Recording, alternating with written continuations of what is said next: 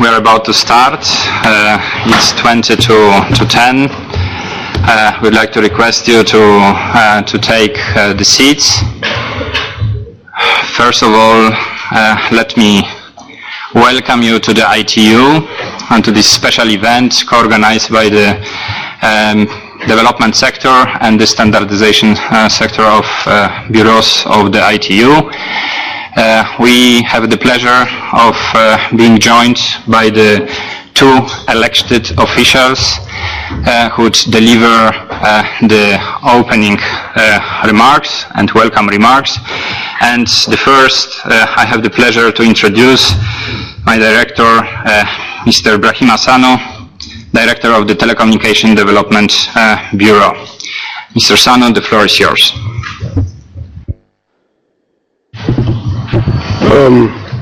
Thank you very much, Yaroslav.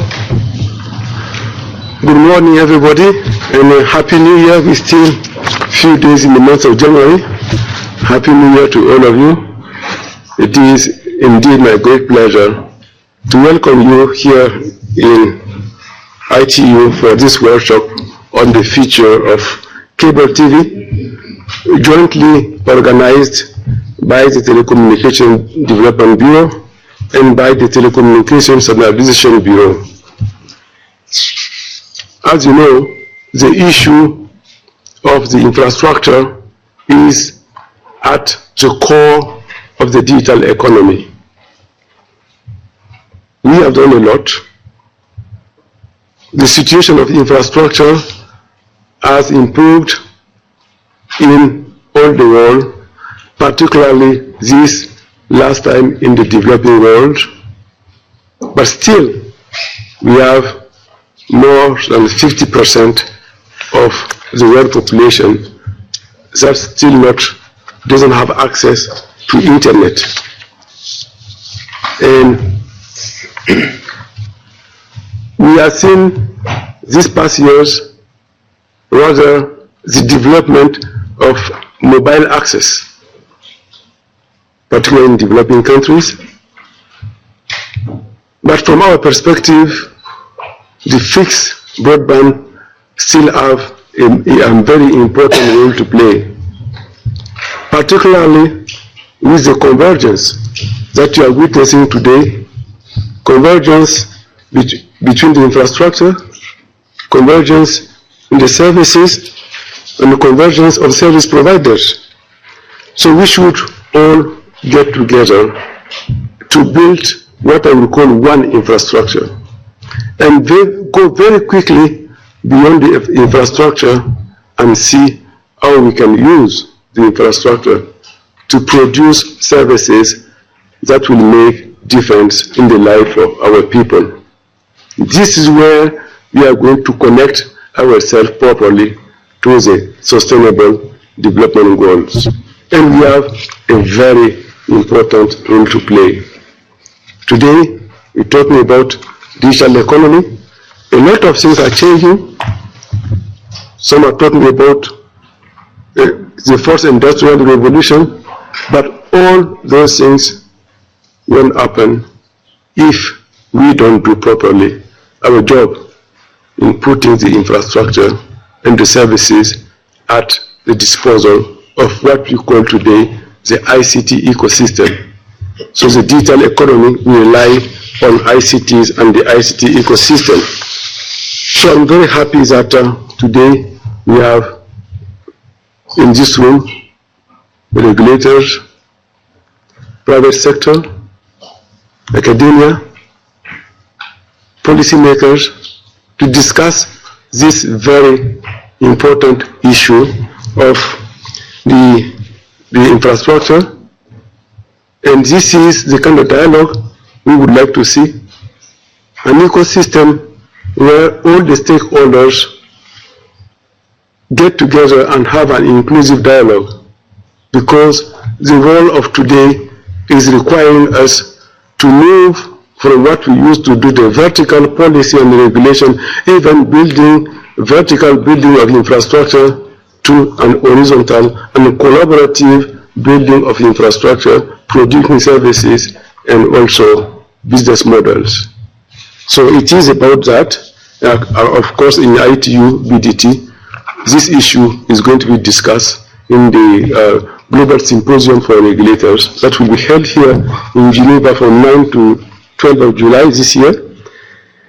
And as you know, the World Telecommunication Development Conference held in Buenos Aires in October 2017 instructed BDT to work in the regional initiatives. One for Europe is about infrastructure and also the future of cable TV. This is where we are today with our colleagues from TSB who have been doing a great work in this area. So this is why we are together today to discuss this issue.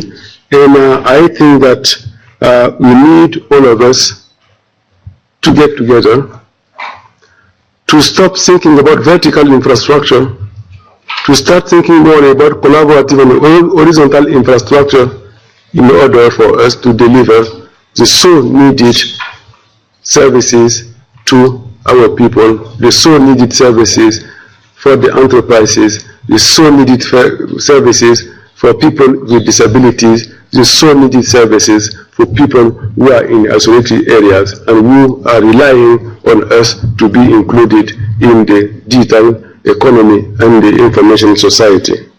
I know that you have a very heavy and a very exciting schedule, so I will just stop here.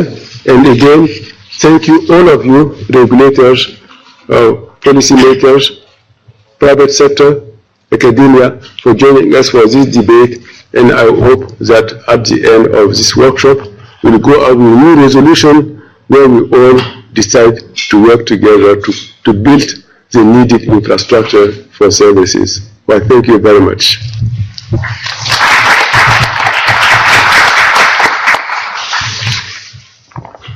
Thank you very much, BDT Director.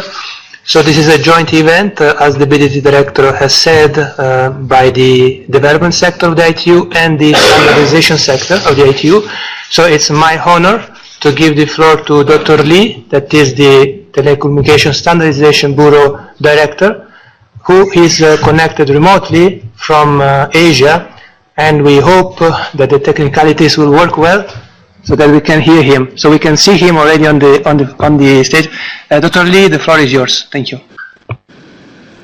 Yeah, thank you very much. Good morning, everyone. Let me welcome you of this workshop and a Happy New Year too. I hope this video and audio quality should be good enough. Let me start with my apologies. I could not join you at Geneva. I am out of the mission.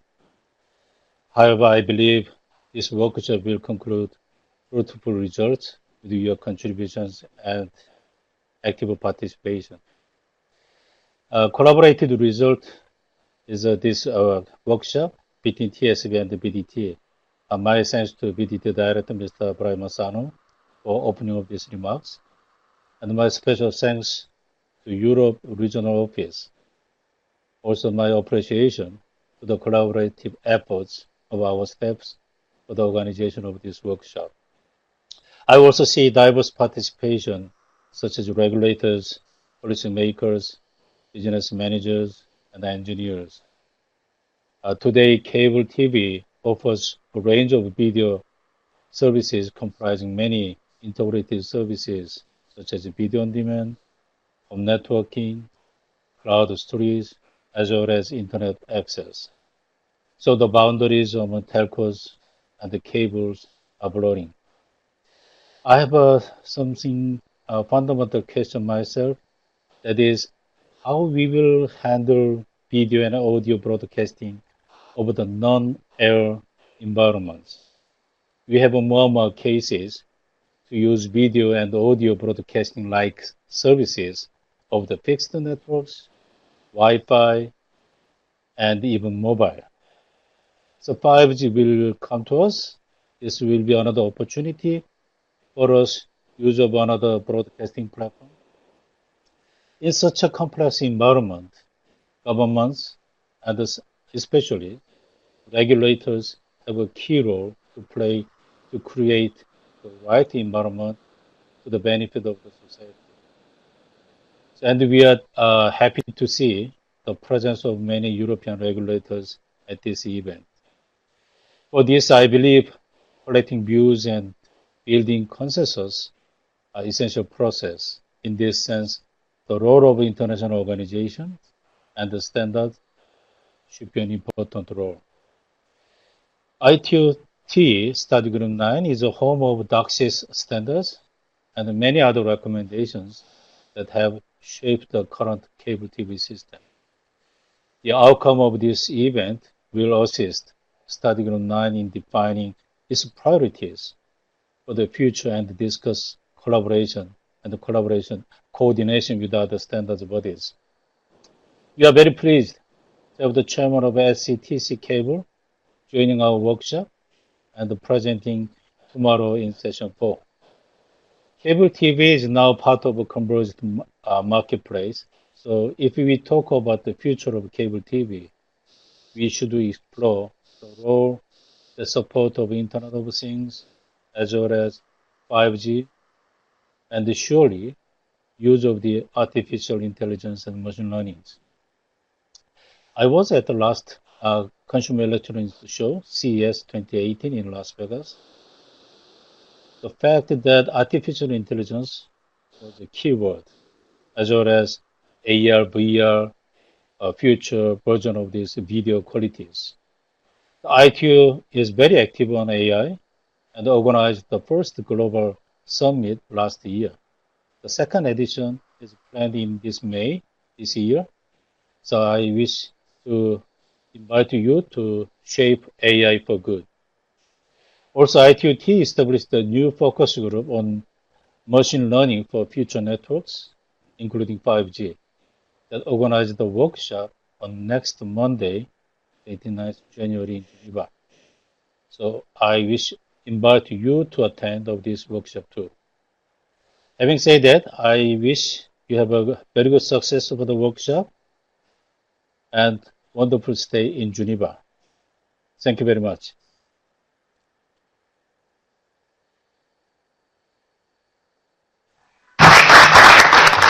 Thank you very much, Director, for this opening remark. Also, thank you very much to the BDT Director, dear ladies and gentlemen.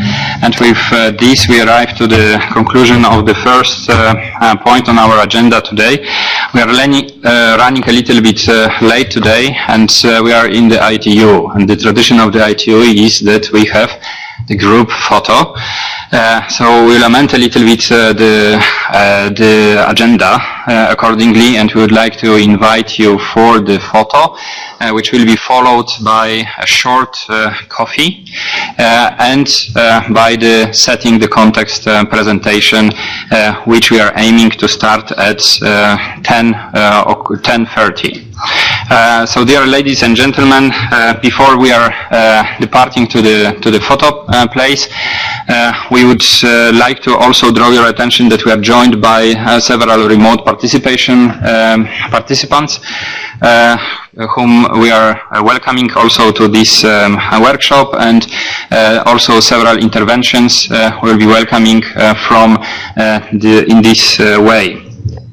Please note that we don't have interpretation for this event. However, we are encouraging you to use the headphones, and we are encouraging you now to follow our colleagues to reach the place of the picture, which will be taken in front of the Warembe building. And we are meeting at 10:30, and the coffee break is offered by IHS Market from UK. Thank you very much.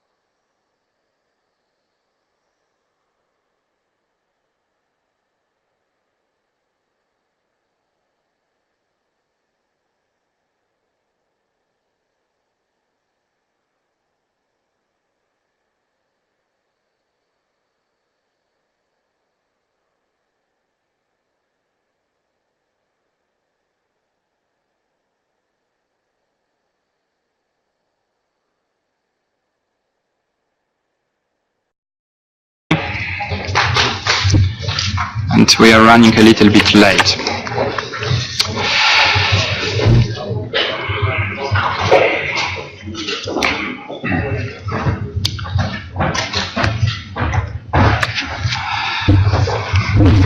Voilà. Dear ladies and gentlemen, welcome back after the coffee break, and please let me use this occasion to thank sincerely to IHS Market for providing us delicious croissants and coffee. Dear ladies and gentlemen, in front of us we have the session on the setting the context, which will be followed by the panel with the heads of the regulatory authorities from European countries. So please let me welcome with us Mr. Kemal Husejnovic, also former president of the regulatory authority of Bosnia and Herzegovina, and currently the chief of the Department of Infrastructure, Enabling Environment and E-Applications from the development sector. Mr. Husejnovic, the floor is yours. Thank you, Yaroslav. Dear delegates, ladies and gentlemen, good morning. I would like to welcome you at the Future of Cable TV workshop. I am pleased to present our study on the topic Industry Trends and Implications. We have developed this discussion paper to facilitate our deliberations on the future of cable TV. This material in final form will be used by the study groups of all three sectors, including study group 1 and 2 of the ITUD, study group 9 of ITUT, and study group 6 of ITUR. So could you please just change the, put next, yeah. As our industry paper indicates, we have divided the subject into 5 parts: cable TV context, technology trends, service trends, regulatory trends, and the implications. So do I have to maybe? So, I think that we should say a few words about the definition of cable TV. It can't be defined any longer as a set of linear television services delivered over a dedicated wired broadcasting network.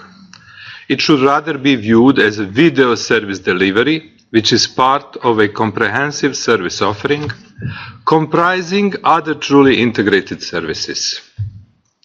The future of cable TV cannot be effectively addressed without considering the wider context of ICT convergence.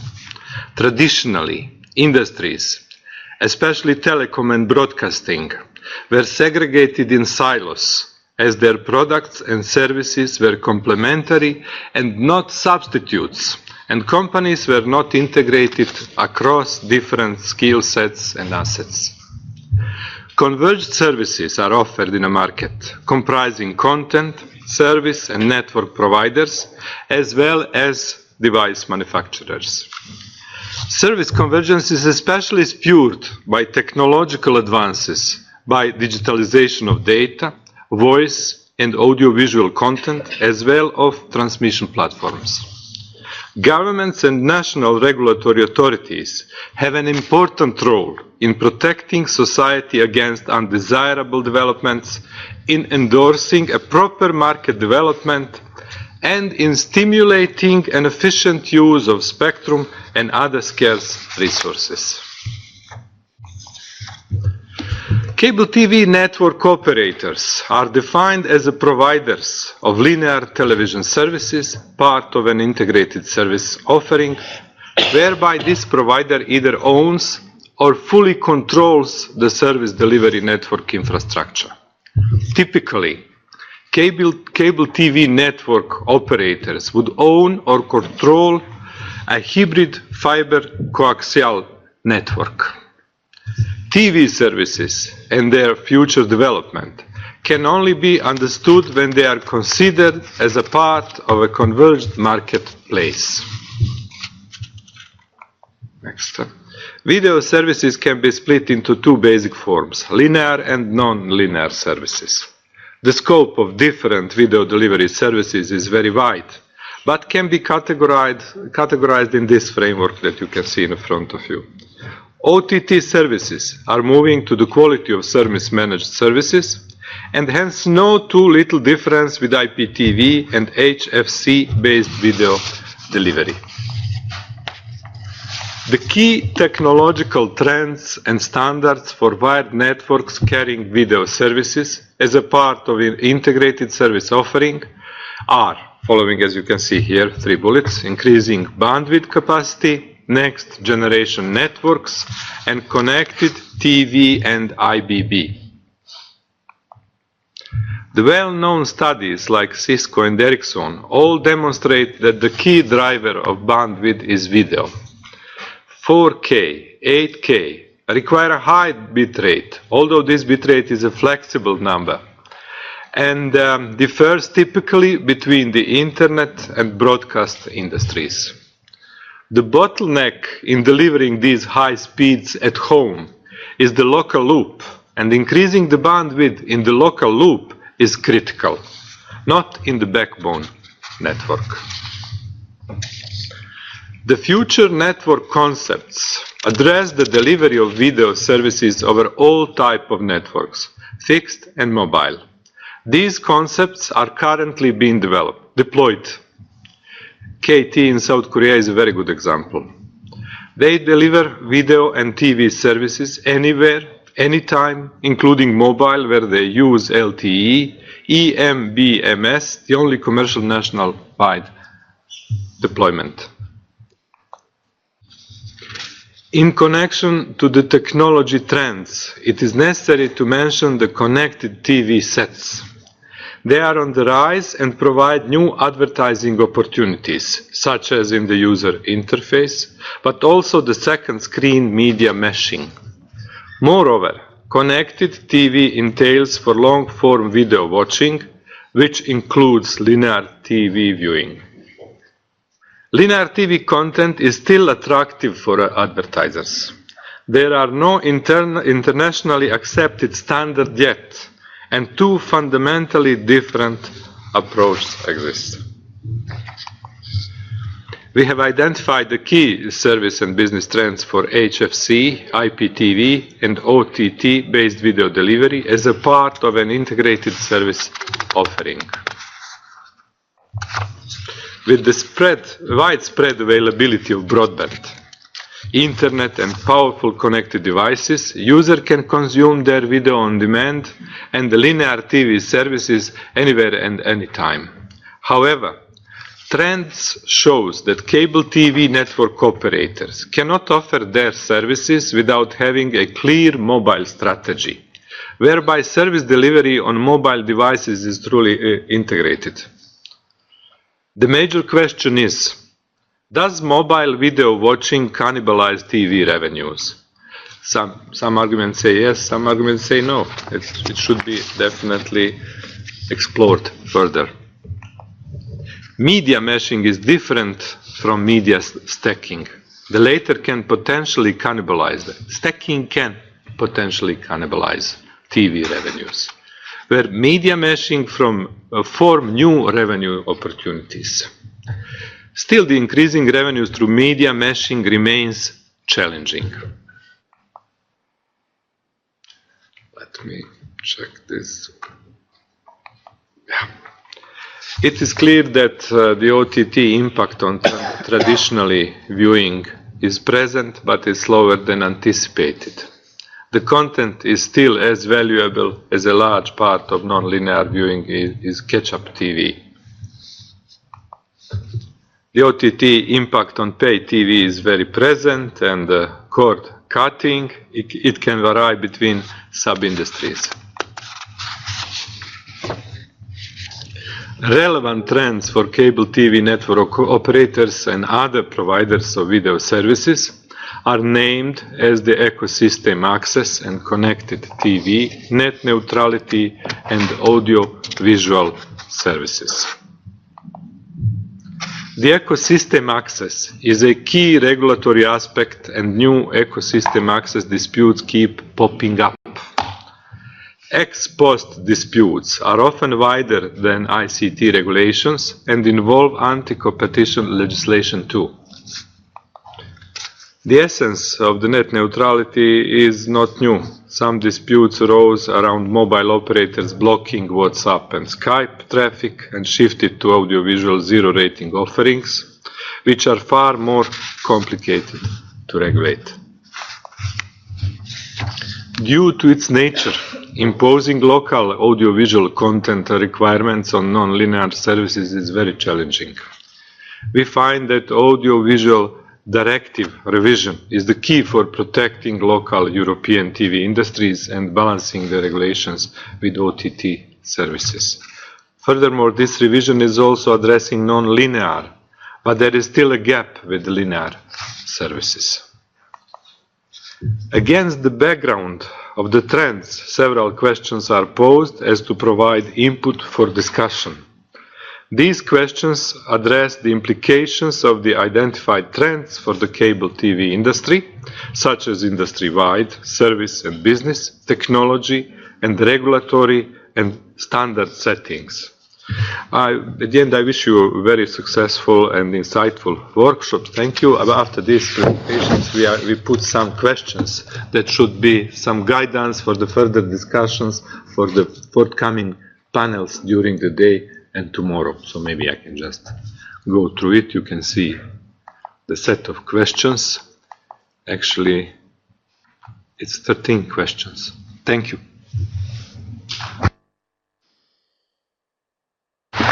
Thank you very much, Mr. Husajnovic. Just to recall, this is the paper which Mr. Husajnovic was referring to. This is the background paper which will benefit from our discussions during these 2 days. And the objective of this workshop is to make this document as rich as possible in the information that it can serve as the input document to the different study groups of the development sector, standardization sector, and the radio communication. So we encourage you, while we are discussing and debating, listening to the different interventions, also to refer to the paper and to the questions that we can provide the answers to strengthen this paper as the future reference point. Dear ladies and gentlemen, and now we would proceed with the next agenda point, with the panel of the regulatory authorities, high-level representatives, which will be started with the keynote speech of Mr. Kurt, who is the executive, Matthias Kurt is executive chairman of Cable Europe, and I would like to invite Mr. Kurt and the presidents of the other regulatory authorities to join us on the podium. It's up to you. It's up to you. It's up to you. If you have 2 hours, we stay. 2 hours. Maybe I will.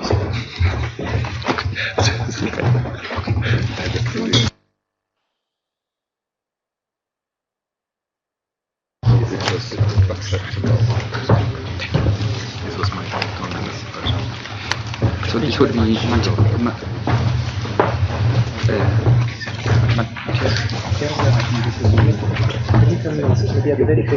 First, you want to help with it? At the beginning, maybe it's good if you remind everyone that the paper is online on the web paper workshop. No one told it so far. Since I don't know where it is paper. Okay. Yes. Hello. It's here, so we have to advance. Could it be? It's just okay. So dear ladies and gentlemen, that's excellent. Thank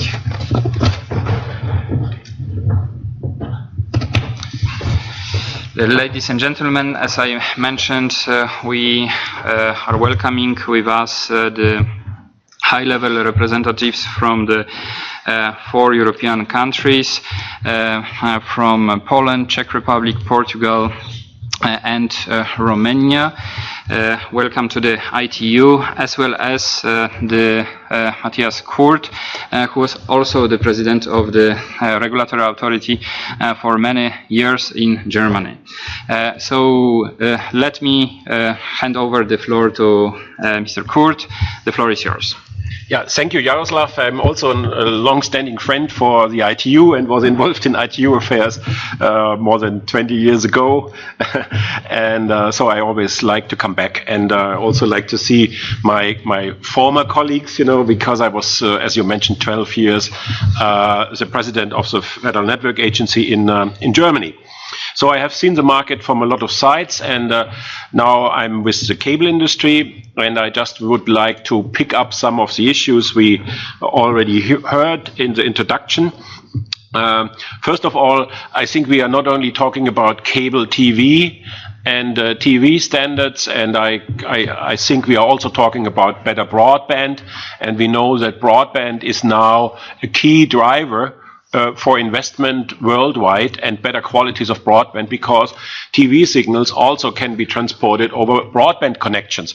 And so there is a convergence in technologies, a convergence in services, and I absolutely agree that this point is crucial for the cable industry, that we can cope with this speed of change and of convergence. And even what was mentioned, even mobile services to see TV signals over mobile is now also all our cable providers in Europe but worldwide. It's crucial that they all also can have a service on mobile anywhere, everywhere. So they are challenging facts, and I think in the introduction it was mentioned, is this a danger for the cable industry, for cable companies, because they are now in such a competitive environment, in such a fast changing environment, or is it also a chance because cable infrastructure is still very good and can be used for a lot of these services unless it's upgraded to the needs of the future? And that's what I would like to talk about, and maybe starting with Europe. Cable operators, and that's a fundamental fact for Europe. I don't have the worldwide figures, but we are here in a more European panel. Have a reach of half of all European households, and therefore they are a major actor in the whole digital landscape. 26 markets in Europe with 119 million homes are passed by cable, and if you compare that, that's 54% of all homes in Europe. So that's the existing structure, which is quite large. And as you see on the map, unfortunately in Greece and in Italy we have no cable network out of historical reasons. I think in Italy it was hindered to do that out of political reasons, which is a big disadvantage for those two countries which have no cable network. But if you would exclude the two, in the rest of Europe we even would have 63% cable homes passed. So, which is nearly 2/3 of all homes. So already there are 56 million subscribers who are accessing still TV over cable. You know, we have competition with satellite, we have competition with digital terrestrial, we have competition with IPTV, that's for sure. But if you look at 56 million subscriber base, so cable is still a major player for the TV market. And also 32 million, and I will come back on that, subscribers who had TV initially as his first service are now also subscribers for connected internet over cable. And that's something I would really stress, that this is a key factor to keep cable as a front runner for all the services. So the revenues exceeded 21 billion euros. And if we look a little bit deeper, I think cable is a major actor in its footprint also. It's not only that the homes are passed, 75% of consumers are adopting a cable service, at least one cable service. So 119 million homes are passed, and 68 million are unique cable subscribers. So 57% of the home passed are subscribers. And that's a good figure. I think other services who are competing would be happy to have this, but they can't, you know, still it's a majority.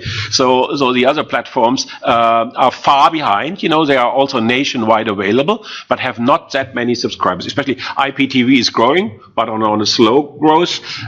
Satellite is not everywhere that popular, so we have a very fragmented market in Europe. For example, in some member states of Europe, you don't have terrestrial TV, because they haven't done that. In others, you have terrestrial TV. In some member states, satellite services are quite prominent. In others, are not. Because cable has such a high penetration. So to keep in mind that Europe has a lot of different preconditions if you look to member states. But even more promising is now if we look on next generation access services, which we need for high-speed TV, for 4K, for 8K, for ultra-high definition TV, you need high-quality broadband. You can't do that. Even I think if you have services like Netflix, you need high quality and high speed in broadband. And cable is a front runner on that, because if you high next generation access is here defined by 30 megabits.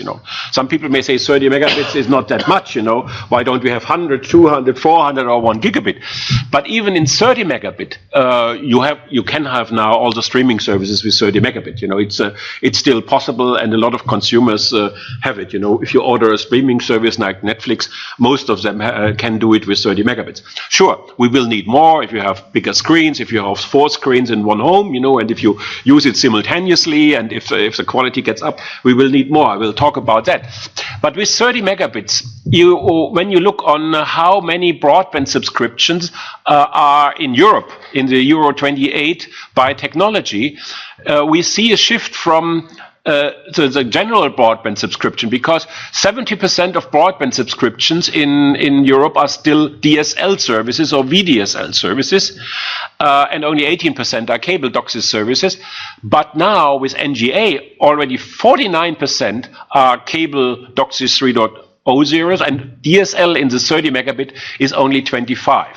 And fiber, which is also a competing platform, fiber to the home, FTTH, has 25%, obviously more than in the general share of broadband subscription, but still less than cable. So we have fiber deployments in Europe, and in some member states like Sweden are front runners in fiber, others are very behind, but cable has 49% in above 30 megabit as broadband subscriptions. Why is that happening? Because the quality which cable can offer in competition to DSL is superior, because you have now already in the countries, or we are present, 100 megabits, sometimes have 400 megabit commercial offers on the standard DOCSIS 3.0. And even if you would have VDSL, can't cope with that, and even vectoring, which is now deployed in some members, it might have 100 megabits, but not 400 or not 1 gigabit. I just talked to Rainer Scholl that there's a G-Fast standard that might come up and might also improve. But the cable standard is constantly improving with quality, and I will talk about this later. Yeah, so cable is a technology most able to connect a large base of the population with next generation, very high speed access networks because of these high level of homes passed, 55%, and 53% of the in the EU are passed by a NGA network, by a cable network, and only 41 are passed by VDSL, and only 21 are passed by fiber, and in some countries less than 21. So in a policy, and we are in a policy panel, everybody wants to have a quick result. And okay, we are competing with the other platforms, cable, but to deploy fiber everywhere in Europe, even in rural areas, would be very, very costly, and it would take a lot of time.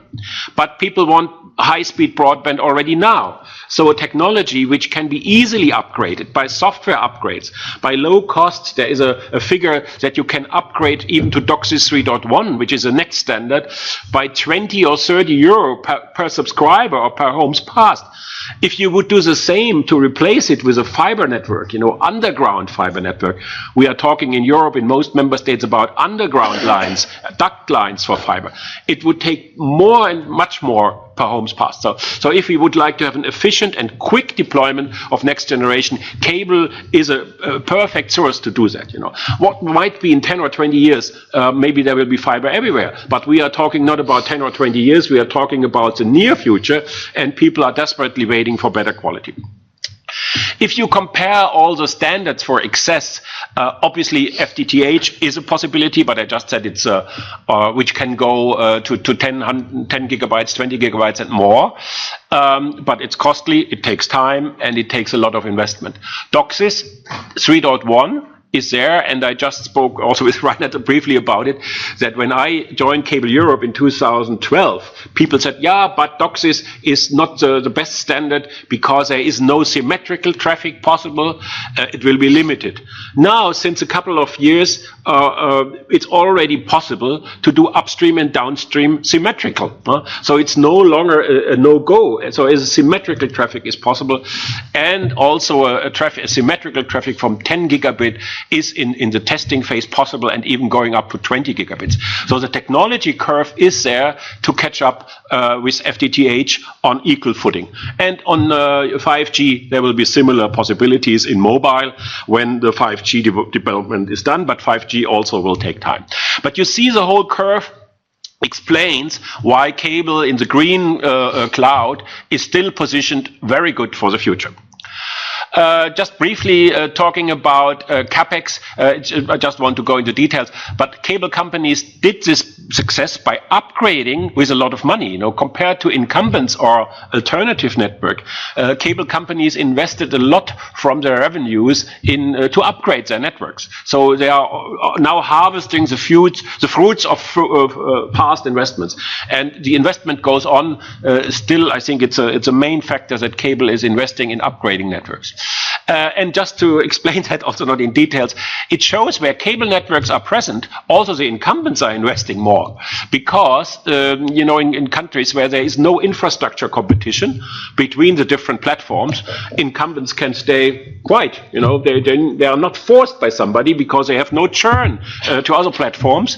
So the incumbents, and in countries like in Germany, where I come from, German Telecom, the incumbent is now investing in vectoring and in other technologies because there was a movement to cable. Because if you can't offer 100 megabit and cable can offer already 400, people are switching to cable. And if you want to stop that, you have to invest. So it's also a lesson we can learn that everybody is investing if we have a functioning infrastructure competition and if we have a lot of offers by cable.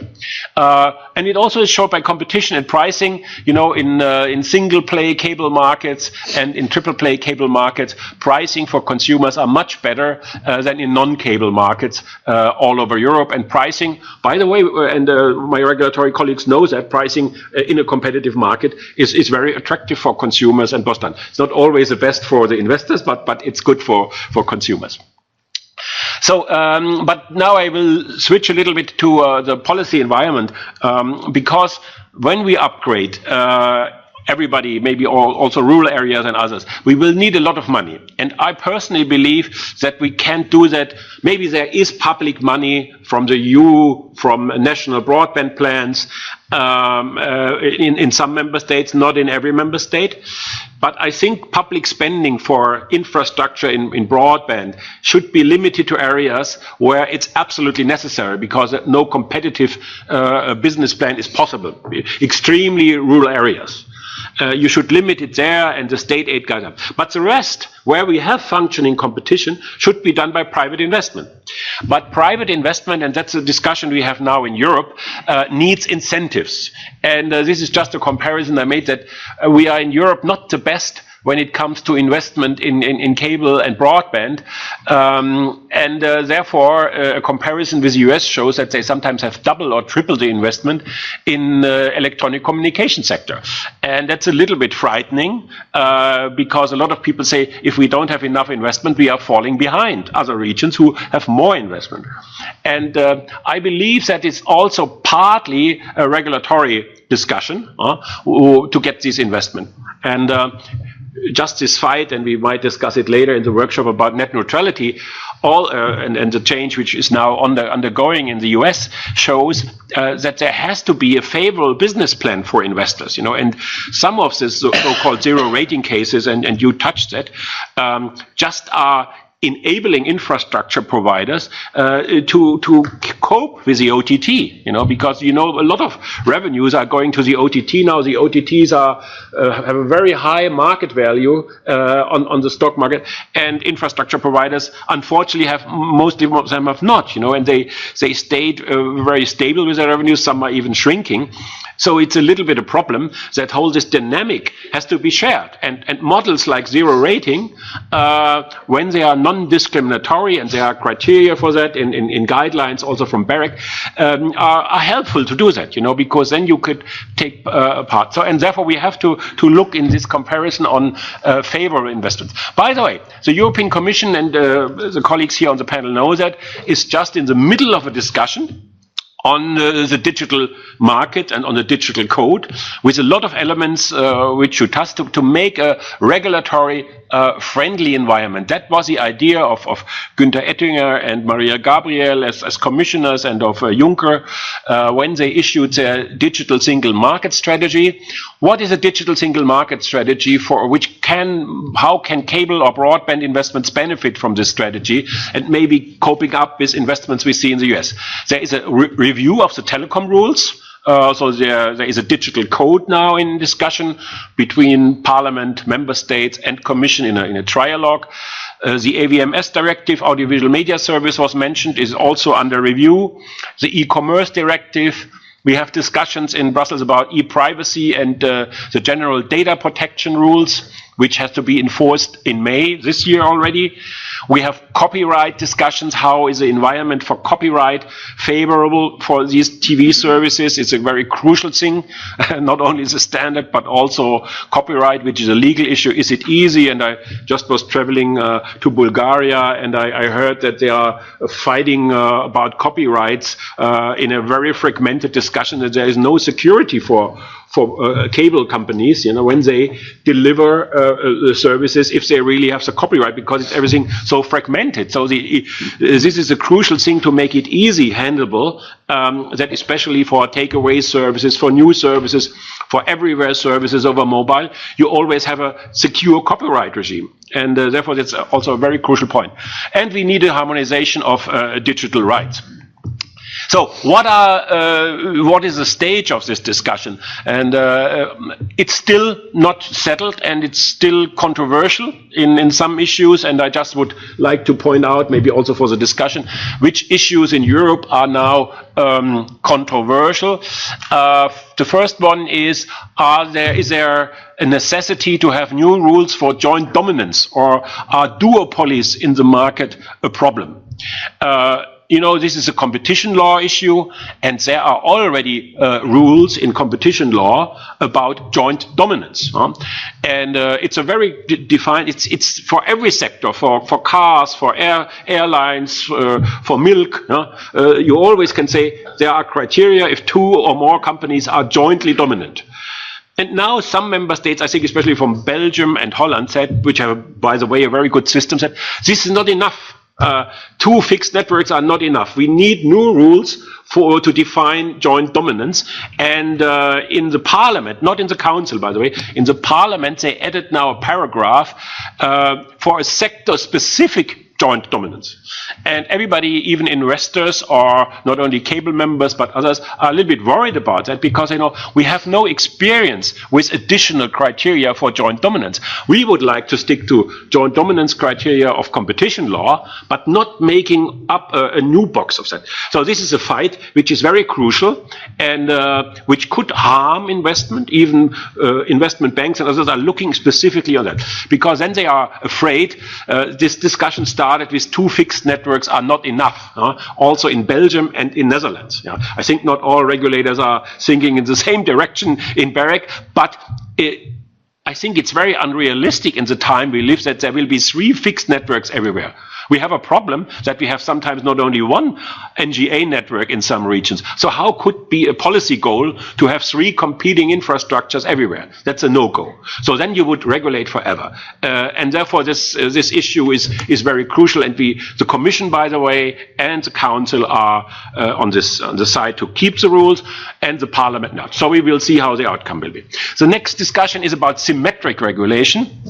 When I started regulating in the end of the 90s, when markets were open, we had a principle which is still part of the existing structures, that we only regulate companies with significant market power. Only the dominant companies are regulated. And the small ones who have 10% market share, 20% market, they are not regulated, not price regulated, not access regulated. And in the end, they made a lot of competition by which I just showed, by infrastructure rollout being not regulated. Therefore, a symmetric regulation only can be an extreme exception. Maybe for in-house wiring in the house, you could say, okay, there are a common duct in the house and everybody can use it. Yeah. Maybe to the first concentration point on a pedestrian way, that could be possible. But some of the discussions now go far beyond. They go out in regional areas and make it symmetrical. But if you would have a symmetrical regulation even for non-dominant players, then you would give up the S&P principle. You could completely undermine the S&P principle. And so therefore, I think this is another very critical thing. In this case, by the way, the Parliament is on the safe side, but the Council members have issued now, I think you know it also from the papers, have issued now a proposal that every member state can do what he wants, and that BEREC will do guidelines on that. So in a way, I trust BEREC and I trust most of the regulatory colleagues, but it will end to a system where every member state has different rules on symmetric regulation, and because it's such a crucial thing which could undermine the S&P principle, there should be more a safeguard that what is symmetrical or not is defined. And we have seen in net neutrality that guidelines sometimes don't solve an issue, and my view is, I just discussed with the Bulgarians, we have now the Council presidency, that there should be clear criteria what is possible or what not.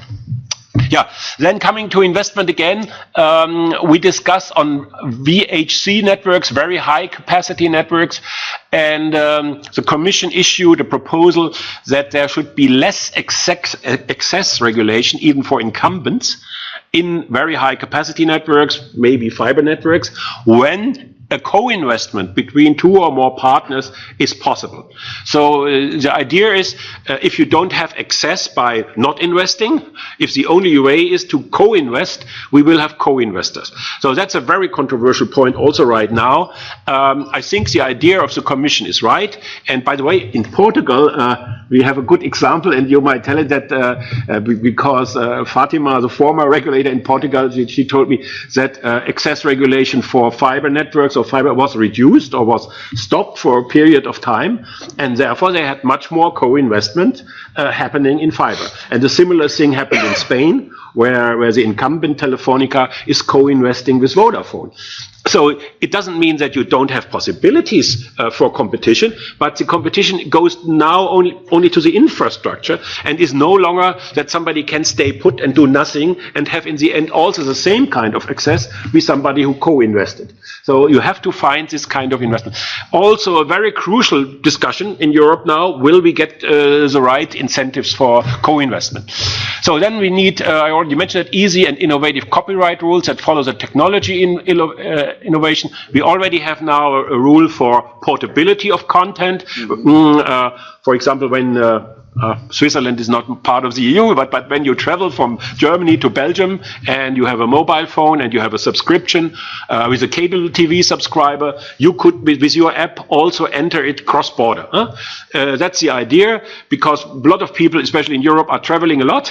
So everybody should access his content if he has paid in his home country, which makes the service much more attractive than if you can use it only at home. So portability of content is now there. There are some things, and it will be established now during the year. We will see if all the problems can be cleared.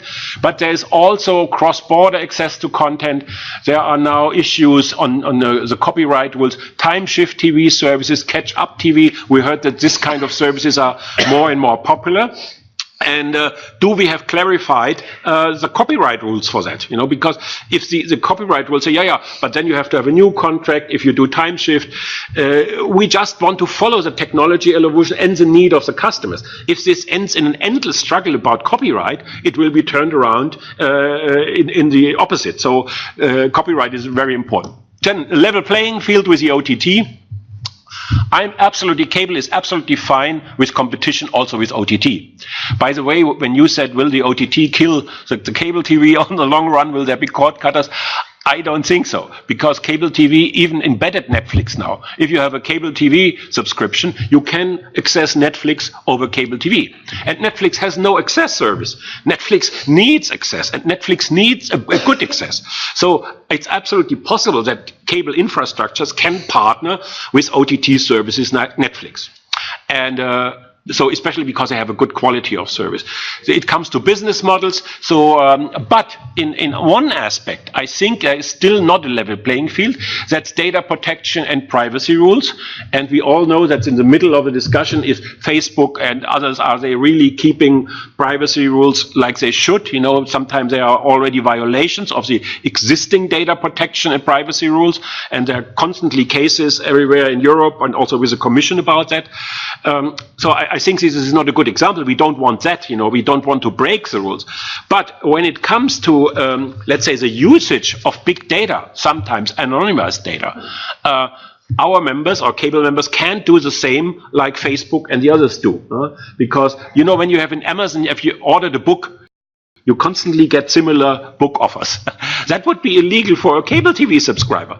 So this is not a fair competition. You know, if Amazon can send you constantly offers which are very targeted, so targeted advertisement is a crucial thing. So we should have a level playing field between OTT and traditional service on targeted advertising. So if a traditional operator can't do targeted advertising and they constantly do that, this is not a fair competition.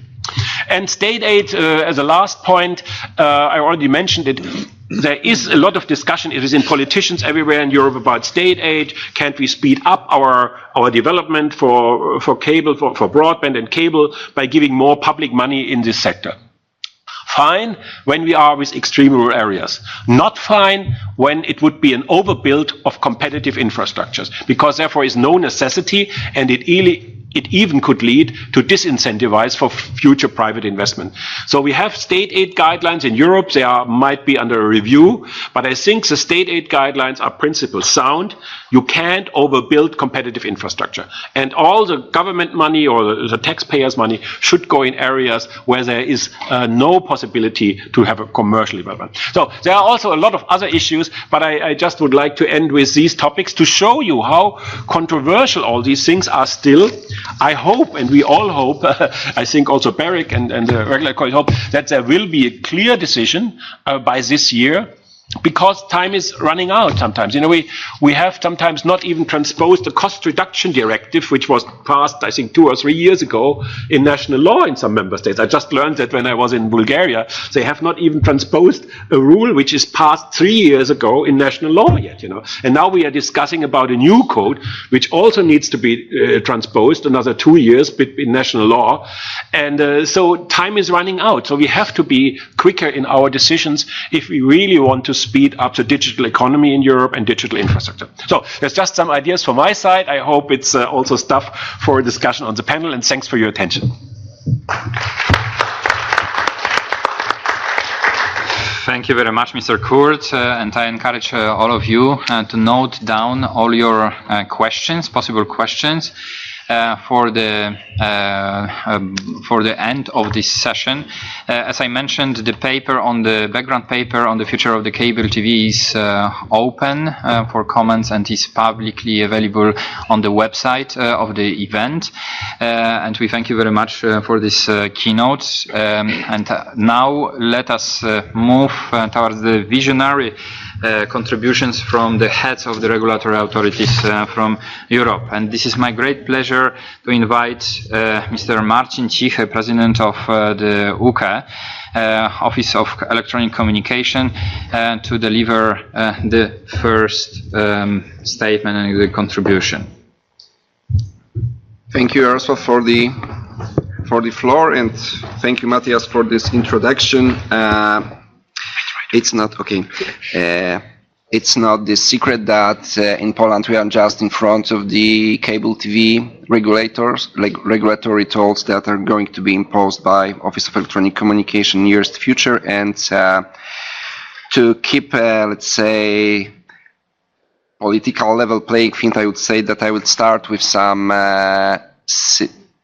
similar statistics regarding the telco market development, but I believe that I'm pretty sure that I will finish with some varied conclusion accordingly to the Matthias statement and Matthias' point of view. Just to give you a quite short snapshot regarding the Polish telco market and the position of cable operators in Poland, the revenues from cable modem for 2016, as you can observe, it's over 323 million euros. Just to clarify, all those data are from 2016. We are just in front of the data collection process for 2017, so it will be available by the end of July 2018. And the Polish cable internet market, in comparison in all EU member states, is in medium size. And what you can observe that we are in the largest. It's one of the largest results in group of the countries that joined European Union in 2004. But what is essential is the internet market in terms of the technology, and the fact that the total value of Polish telecom market is 1.18 billion euros, and the 20% of that's a third position. It's held by cable operators. Thanks. What is also essential is the fact that according to the forecast for 2017, always more than 64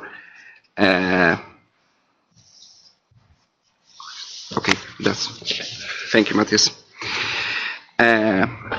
According to the forecast, the number of FTTH users increased in 2017 by 64% compared to 2016, and when it comes to the DOCSIS user, you can observe a growing number of DOCSIS users and single-digit growth year to year. But still, new customers shows high interest in this technology, and I fully support Matthias' position that there is space for DOCSIS for the nearest future. Maybe not in, let's say, 20 years scenario, but in the symmetric transfer on the, let's say, 300 megabits, it's completely sufficient for the families and also for some entrepreneurs. But due to the rapid decrease of XDSL technology, and I also support this idea that the GFAST will not fulfill these expectations, we believe that the cable modem may be soon the most important fixed technology in Poland. What you can observe here, the forecast for 2017.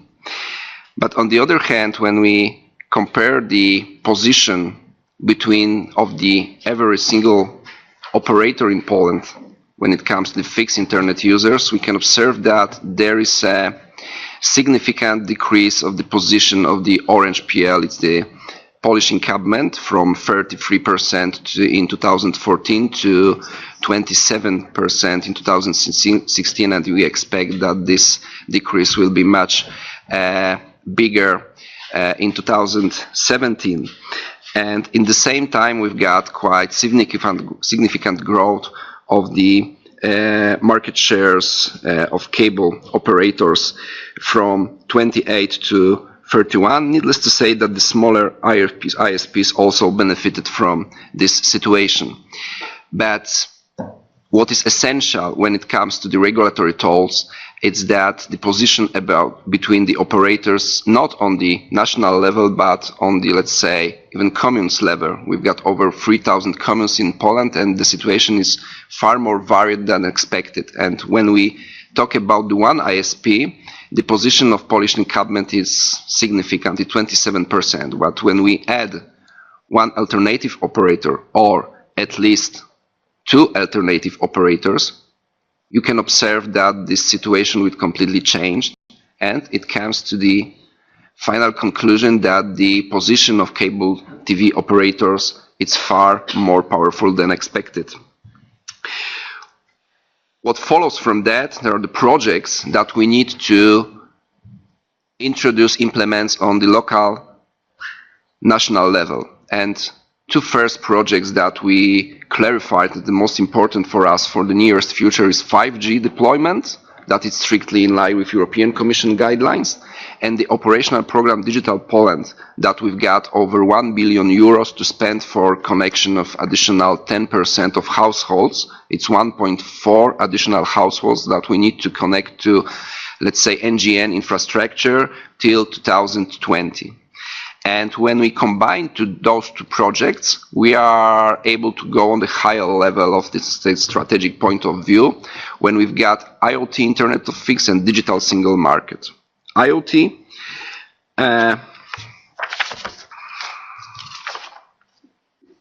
strictly connected with three most important points as far as the ICT sector is concerned. Reindustrialization, development of innovative companies.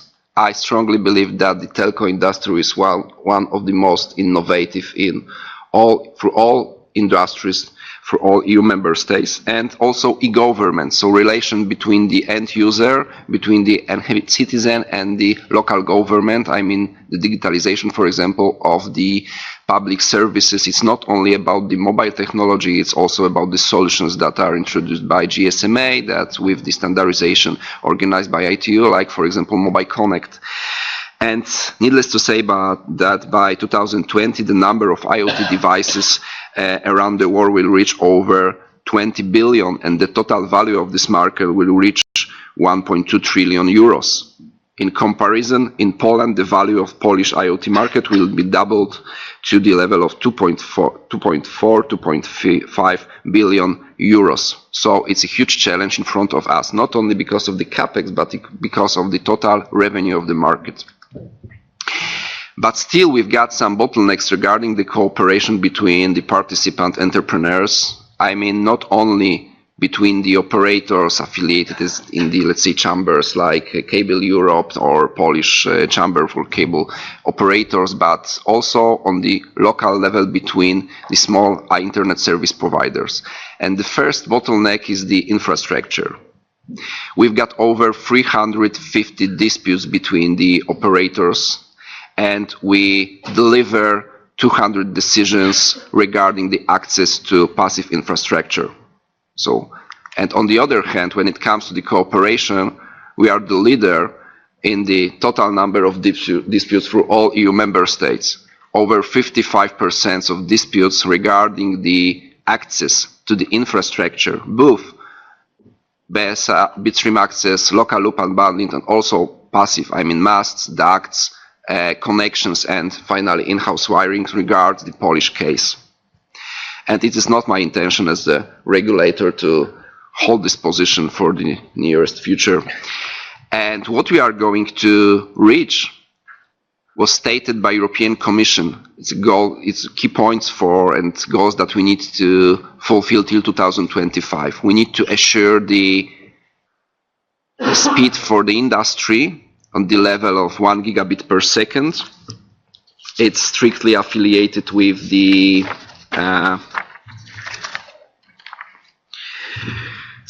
driving force of social economic development, schools, transport hubs, major public service locations, and enterprise.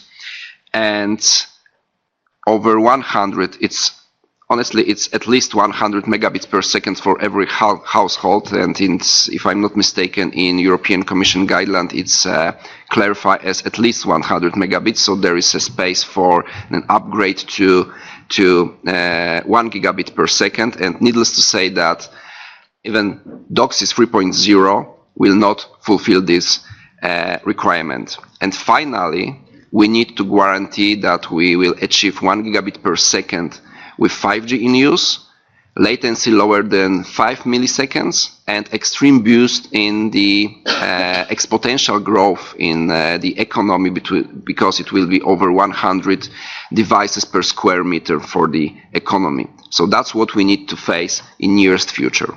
And having in mind all those issues, we decided to develop to predict, to propose, and to develop in nearest future some solutions using regulatory tools.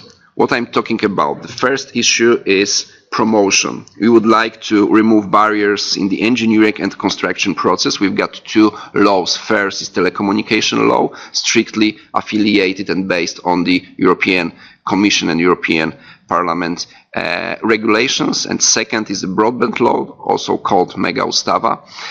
Is an act that was developed in 2012 so as to boost the deployment of the infrastructure.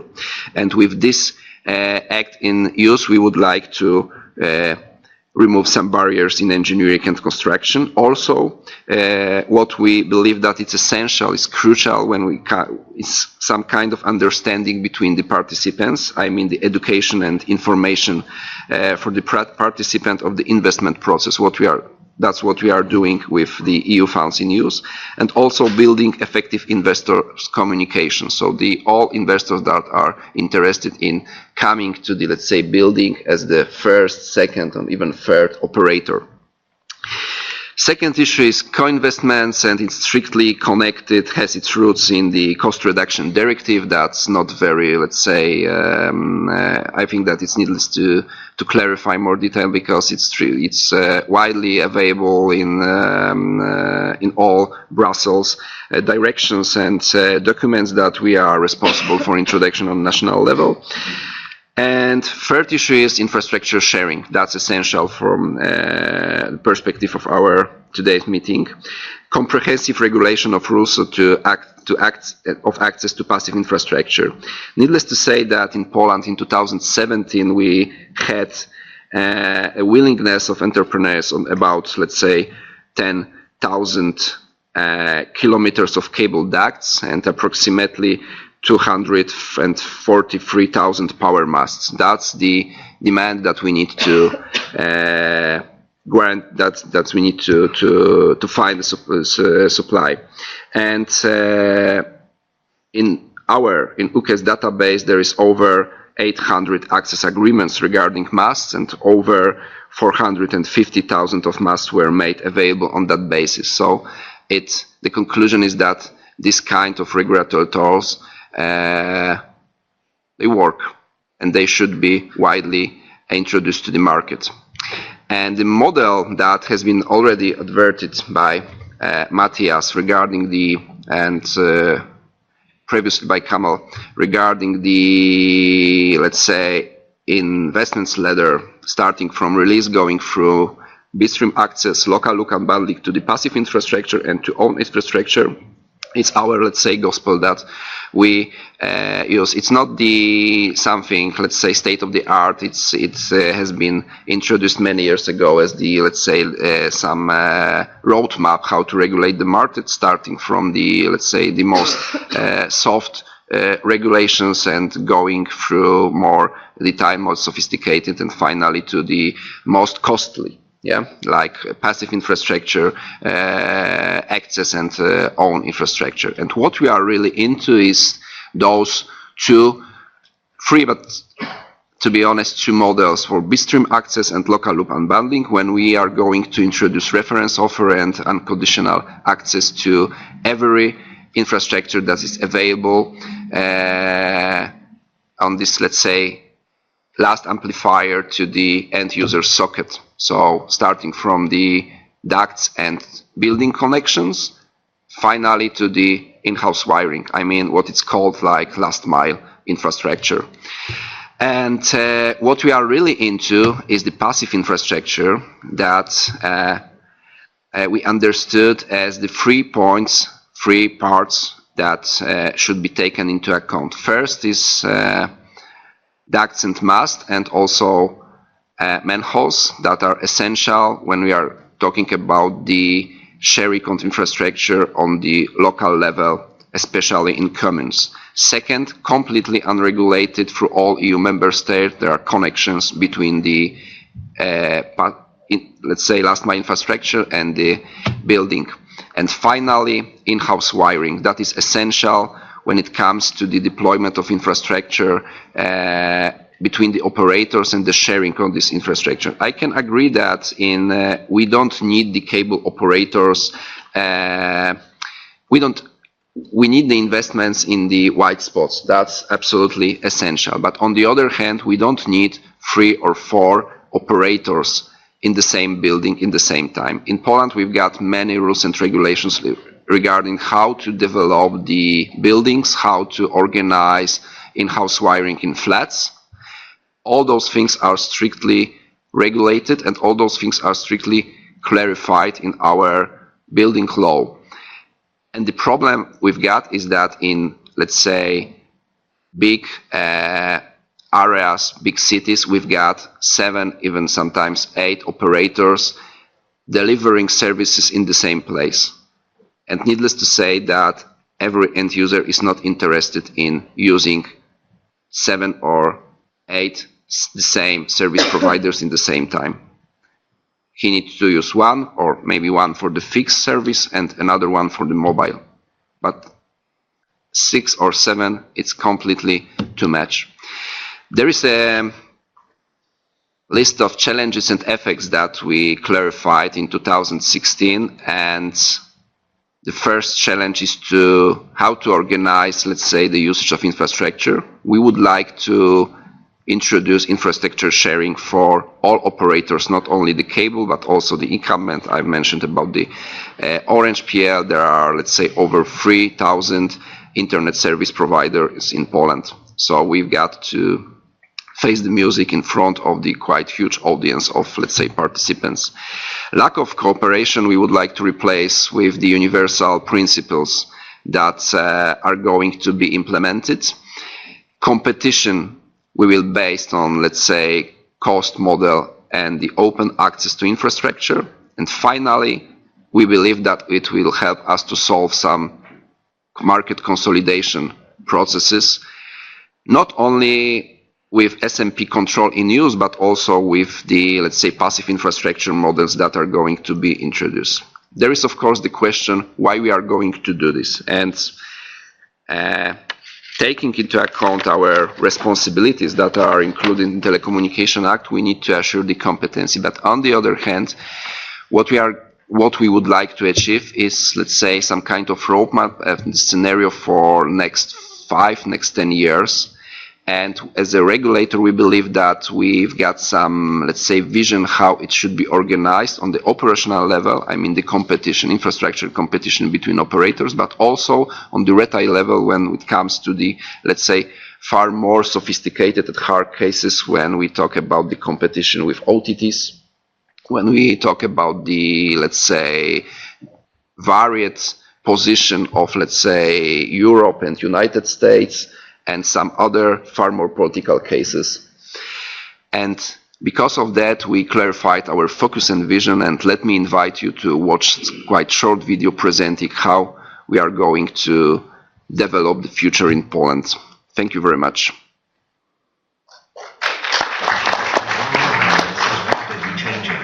Faster than we can imagine just a few years ago.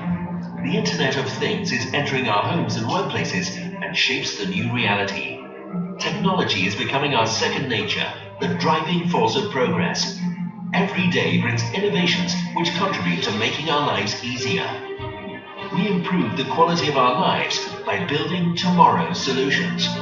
We take care of consumers, competition, and technological developments in communication. We develop and observe market standards, respecting the values of honesty, creativity, and efficiency. Our responsibility starts with your safety and covers all areas of digital activity. We design the new reality of 5G, smart cities, autonomous cars, and artificial intelligence. Our decisions shape information society developments in the modern world. We believe that by creating innovations, we build a better future for the next generations. This is our mission.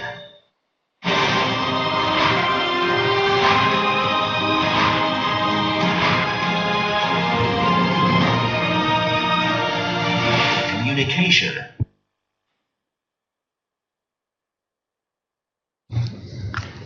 Thank you very much. Thank you very much, Mr. Cichy, for your contribution. I encourage you all still to keep all your questions to the end of the session. We'll have the round of the questions. And now let me move to Mr. Jaromir Nowak, Chairman of the Council of the Czech Telecommunication Office. Mr. Nowak, the floor is yours. Thank you, Jaroslav. Good morning, everyone.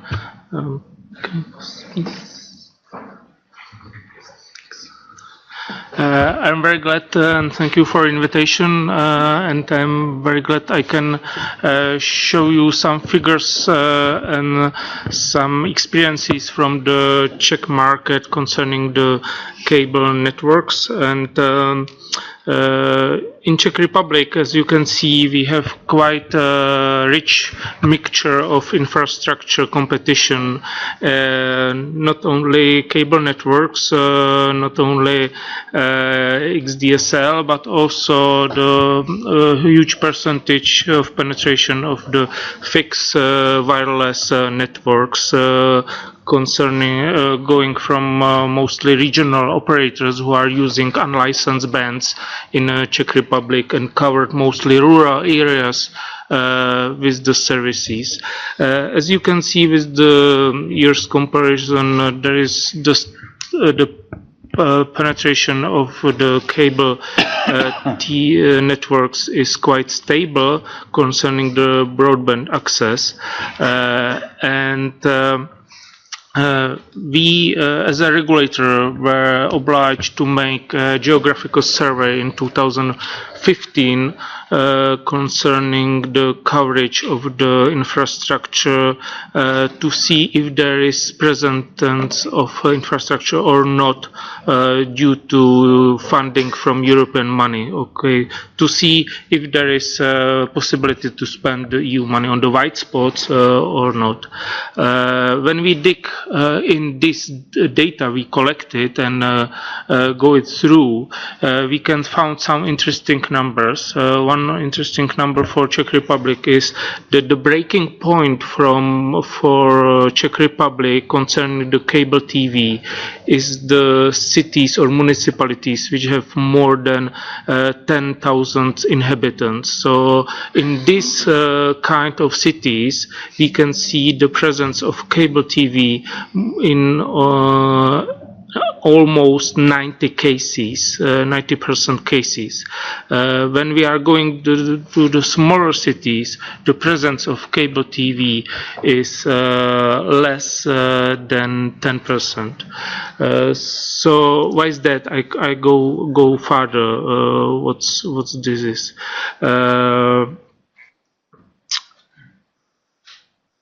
When we see the addresses, we see that 8% of the, let's say, households is covered by cable TV, but the most of them is DOCSIS 3 or above. So the current state of cable infrastructure in Czech Republic is limited on the big cities, but is the modern infrastructure because the investment was made in the history.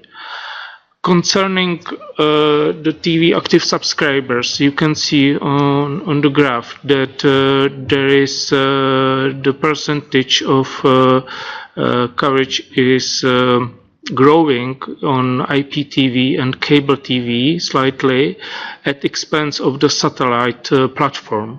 But what I have to say that in Czech Republic we have a really high percentage of penetration of the terrestrial TV.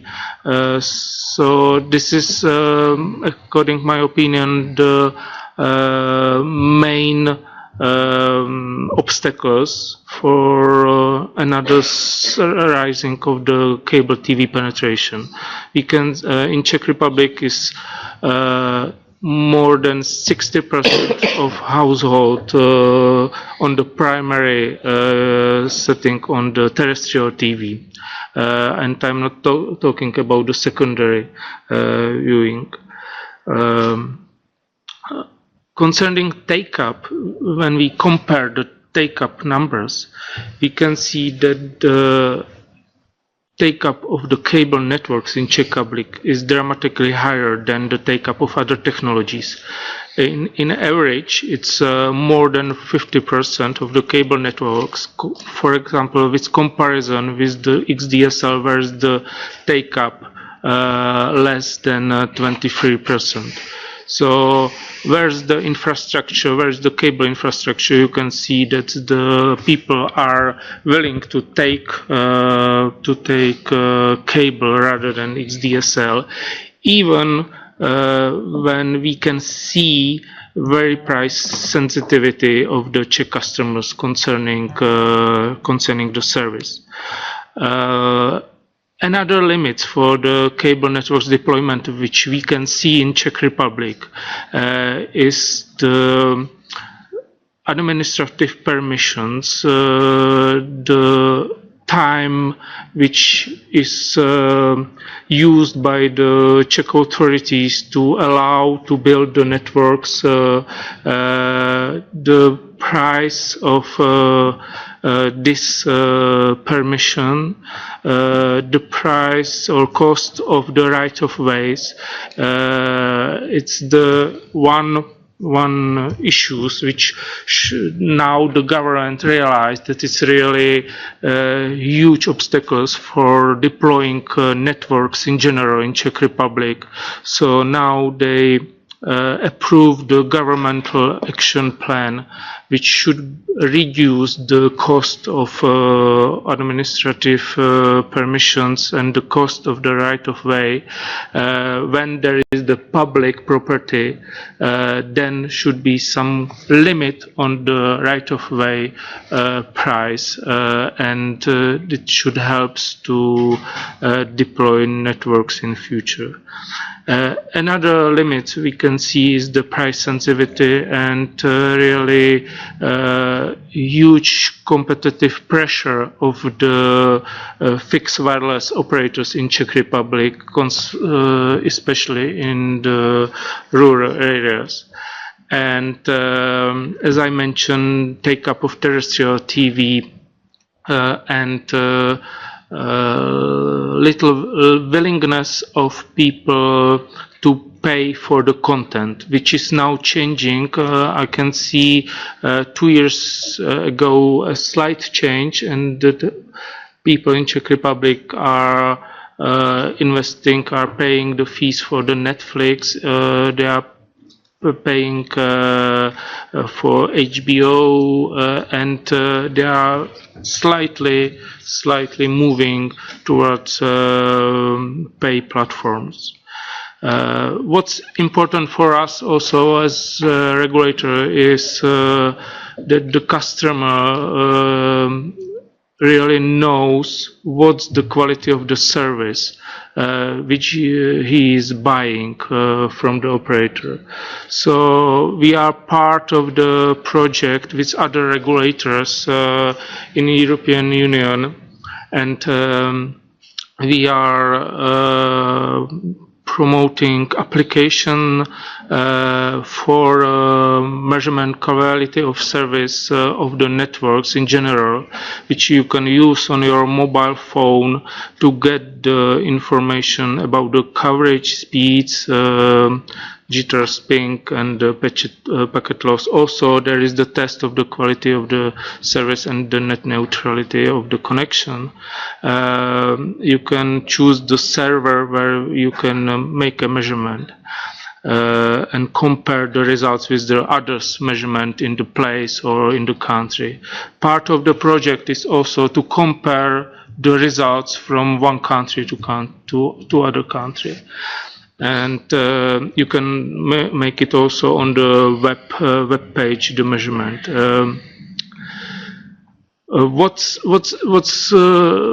I do not put it in the slides because it's quite fresh numbers. But what we see is that this crowdsourcing measurement is not always the best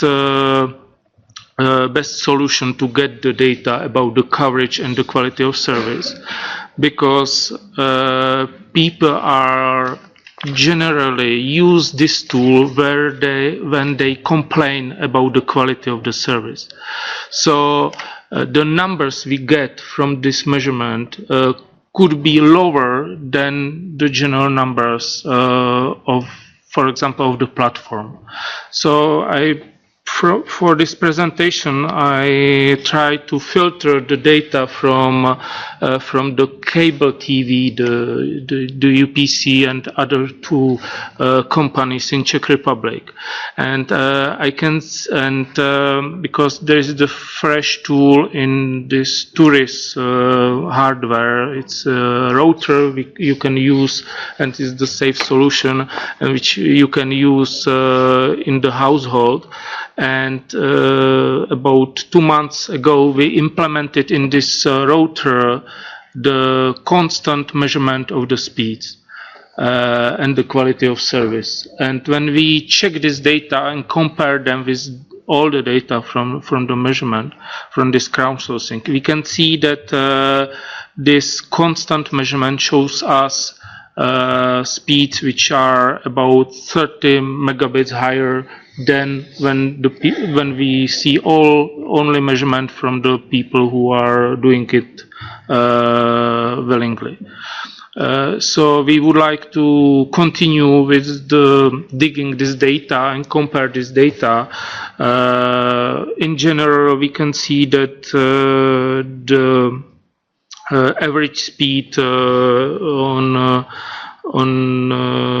cable network is around almost 100 megabit per second, and the highest is around 500 megabit per second. But as I said, nowadays it's the region's limited coverage in Czech Republic. I hope that our new government will be able to fulfill this this action plan to really reduce this administrative burden and the cost of the right-of-ways, because what we see, the expensive rights-of-way is resulting that people are moving from the villages to the towns, and if there is no such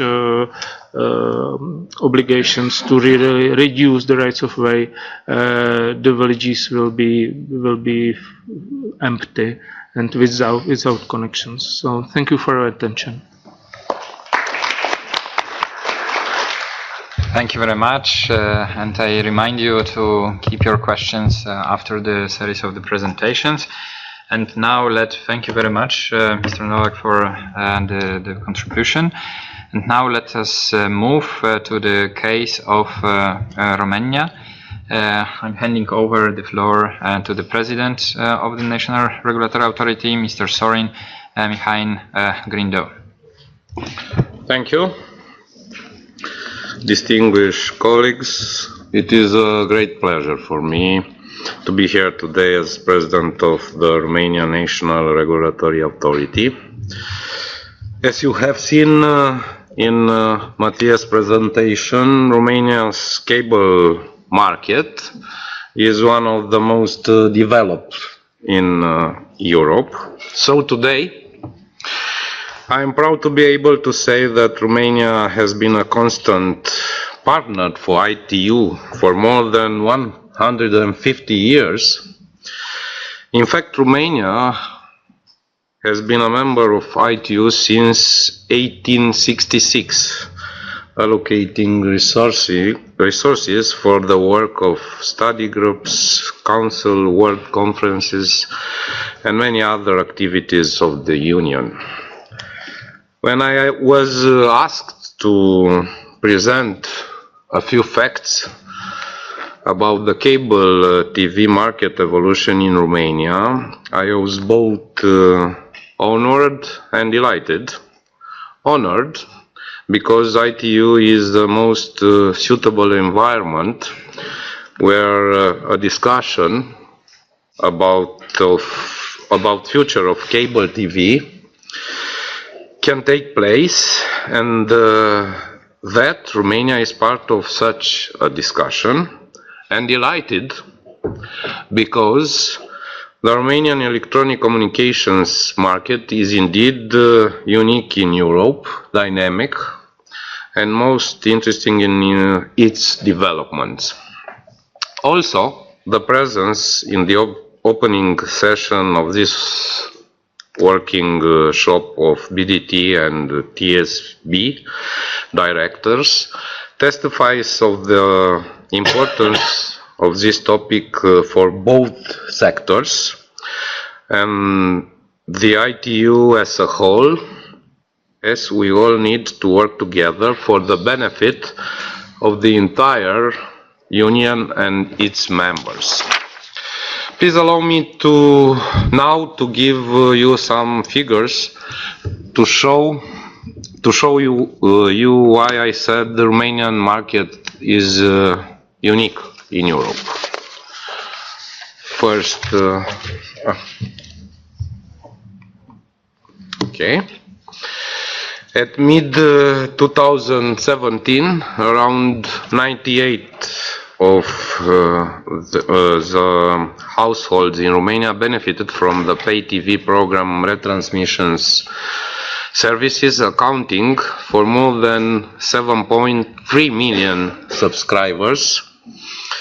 Most of these, 4.9 million, are cable subscribers, 2.4 million are satellite network subscribers, and 106,000 are IP subscribers.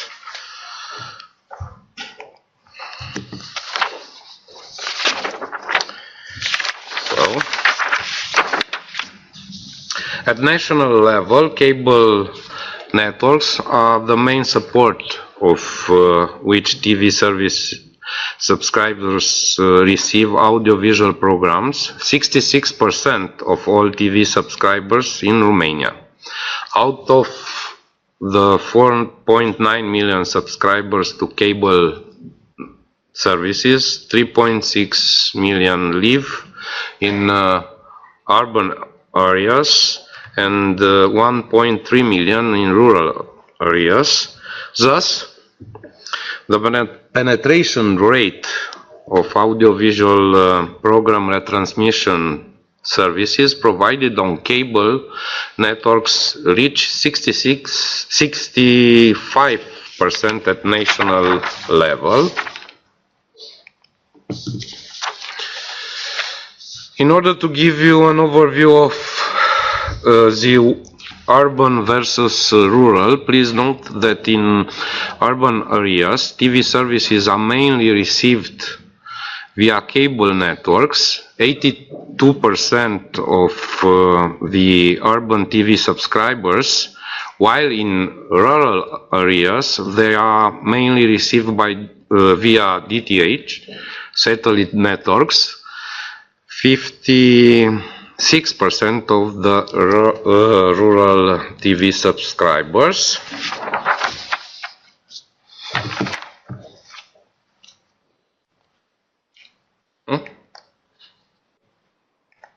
Okay. However, the number of subscribers to retransmission services receiving digital audiovisual media program services kept growing up to 4.6 million by mid-2017.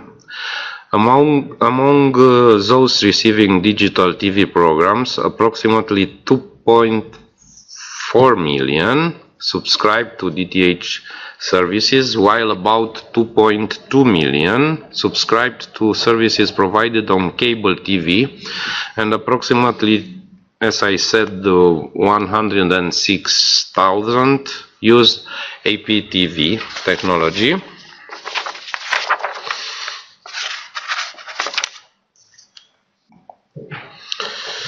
As I mentioned earlier, Romania's market has a unique configuration, having a large number of cable TV subscribers.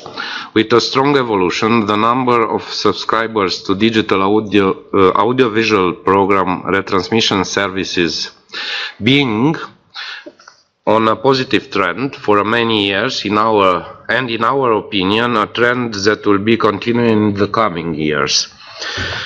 As for what the future holds for us, ANCOM has identified a few trends in 2016 when the authority drafted the strategy for regulation until 2020. According to ANCOM's strategy, fixed mobile converged services bundles will become mass products by 2020. Ever more services will be available to Romanian users anytime, anywhere, and on any device.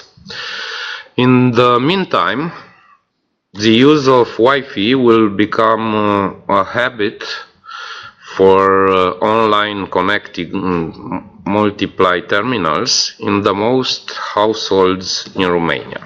While services are migrating to online platforms, the boundaries between traditional electronic communications services and online applications will fade away. The users will increasingly engage in simultaneous communications through a variety of equipment and applications. So services such as video telephony over TV or tablet with progressively replace traditional voice call to, from family and friends, whereas teleconferences over laptop will spare many business travels. It will be only natural for the cable TV to reinvent itself and will definitely not disappearing, but transform in order to survive. Thank you very much. Thank you very much for this presentation. And now let us move to the next contribution from Portugal by Cristina Lourenço, Deputy Director of International Affairs of the Regulatory Authority. And it's our great pleasure, because we're the only women, so we will not be called the male panel. So the floor is yours. Thank you, Yaroslav. First of all, we want to thank for the invitation addressed to ANACOM to be present in this panel. And second, I would like to transmit the apologies of the chair of ANACOM, Mr. Cadet Matos. He was the one initially supposed to be in this panel, but he had a different, another commitment that he could not move, and conflicting commitment, and I was asked to be here doing his presentation. I will go on with an overview of the situation of cable TV in Portugal. I will also cover a few points on market trends and key enablers of the national situation. The cable TV networks started operating in Portugal in the 1990s. The first licenses were granted in 1994. Several operators entered the market. One was a subsidiary of the incumbent operator at the time.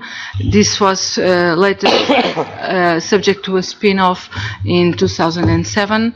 Others were subsidiaries of branches of multinational companies, and a few were local regional operators. Presently, we have 9 operators active in the market. 2 are nationwide networks. 7 have limited local presence. the coverage of cable TVs in Portugal presently is nearly 80% of households, with a 42% expression in rural areas, and covering 175 municipalities out of 308. The investors continue to invest, and as was shown, it's a global trend in Europe. And in the last year, it was a 0.7% increase, and over the last 5 years, it's almost 7%. We rank 4th in the European Union in terms of coverage, and almost our cable networks use almost exclusively Eurodoxis 3.0. We have also some satellite coverage for low density areas, and this covers nearly 15% of subscribers. In this slide, you can see figures for different services provided over cable TV networks. So these cover roughly a third of the households, and this means 36% of all pay TV subscribers in Portugal. It's almost 33% of all broadband subscribers, and nearly 29% of fixed voice subscribers in terms of the services provided over cable networks. Up to now, I was telling you about cable TV networks evolution and situation, but as we have heard from previous speakers, we cannot see the cable TV in isolation from the wider communication services picture and the current reality of convergence. So in the Portuguese market, similar to the rest of the world, we started with single services over specific networks, and we evolved to the present scenario of multiple services over multiple access types. And in fact, this leads us to the conclusion that there is no longer a cable TV sector in Portugal. On the one hand, pay TV services are now provided by alternative networks on ADSL from 2005, over fiber from 2007, and as was in the previous slide, and it's also shown here, the pay TV subscribers on over cable TV networks correspond to only 36% of total pay TV subscribers. On the other hand, there is no longer a market interest on cable TV as a separate service. 94% of pay TV subscribers in Portugal buy the service as part of a bundle. Bundles were introduced in Portugal at the end of the 90s, 1999, and they have become increasingly popular as in the rest of the world. Eventually, competition also forced cable operators to become mobile operators and indeed global operators, and in our case this happened via a merger with an existing mobile operator, and the cable operators becoming virtual mobile operators and becoming global telecom operators. Convergent bundles, meaning 4 and 5 play offers, presently dominate the market and correspond to 44% of the total bundle subscribers in Portugal. On top of that, we have totally new TV viewing habits, changing considerably. You have video streaming, OTT services being increasingly popular, and they register a very relevant uptake, being in place less than 3 years now. Also, the new functionalities, non-linear viewing and included, are becoming more and more used.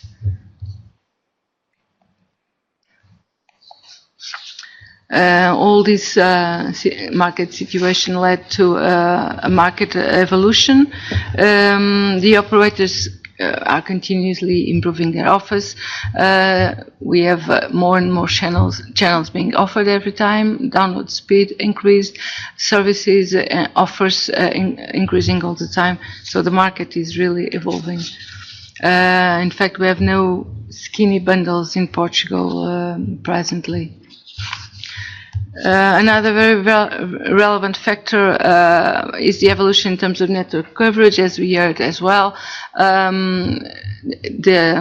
cannot think of cable as such. We think of high capacity networks. Portugal ranks very well in terms of both fiber coverage and DOCSIS 3.0 coverage in Europe. We are on the top countries. In terms of NGA coverage, we have also had quite a good performance showing in these maps. So we have considerable part of the country, even if we are a small country, we have a considerable part where at least 50% of the population is covered by NGA networks. All this had a positive effect in terms of competition in the market. You can see that high-speed networks are widely available, and over half of the population can choose at least between two networks. In some cases, even 3 networks, and it's a considerable figure as well. Again, we rank well in European terms. What do we believe were the main factors leading to this success? What were the key enablers to both TV network having an expressive representation, but high-speed networks in general having a good development in Portugal? No doubt the regulatory and policy approach had an influence. We had from the outset free market entry as a baseline principle, with minimum administrative barriers being imposed. Also, the Portuguese state, when the incumbent operator was still partly state-owned, had an influence with a public incentive to investment in cable TV, which was the main cable TV operator, of course. And last but not least, and here ANACOM is directly involved, there were a number of regulatory measures that ANACOM promoted, which had a very strong impact in stimulating access to infrastructure and network deployment. Some of these measures or similar measures have been mentioned by other speakers and are being considered at European level now. And we have had a chance to present these measures at other ITU events as well as national best practices.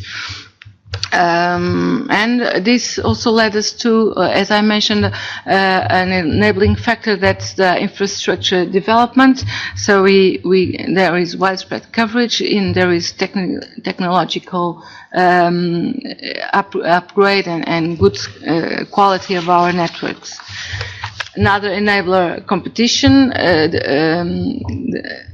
The factors of competition, we had on one side a limited terrestrial TV offer for a number of reasons, very specific to our market, and even with the introduction of the digital terrestrial television, the offer on free-to-air was not good and was not competitive. On the other side, when we had the spin-off of the incumbent's cable subsidiary, as I mentioned before, this created a new player that was very good in competition terms. Finally, as the competition from the other telecom operators forced the cable TV operators to upgrade into full telecom competitors, as I said, and this then created a need for the operators' strategies to be strong, and And in fact, the operators reacted very strategically to these market developments and this competition pressure, and they adopted innovative and resilient approaches to the market evolution that created good opportunities in the market. And this was the enablers we identified, and thank you. Thank you very much for this contribution. Now we'll be turning into the open discussion. However, just coming back to your slides, you were referring on this slide 17 to the regulatory measures related to the fostering the growth of the cable TV. Maybe you could elaborate a little bit more in the context of the strategy of the country. Yeah, well, in fact, ANACOM has taken some measures, and as I said, they were partly mentioned here, and discovered, for instance, obligations on infrastructure sharing and access. And one example is the first regulated duct access offer at European level. Also, mandatory access to the incumbent ducts and poles network. It was mentioned before. It's a very important factor to create, to facilitate infrastructure development. This was even further expanded to impose access obligations to all kinds of infrastructure that are suitable to accommodate electronic communication networks, meaning energy, all utilities that have infrastructure that can be used to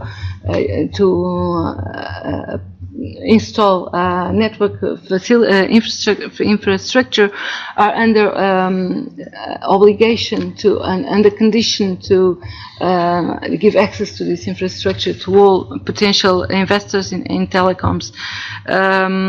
Also, we even created a database of this kind of infrastructure, because if you don't know where it is, you cannot use it. So ANACOM also promoted a public database that is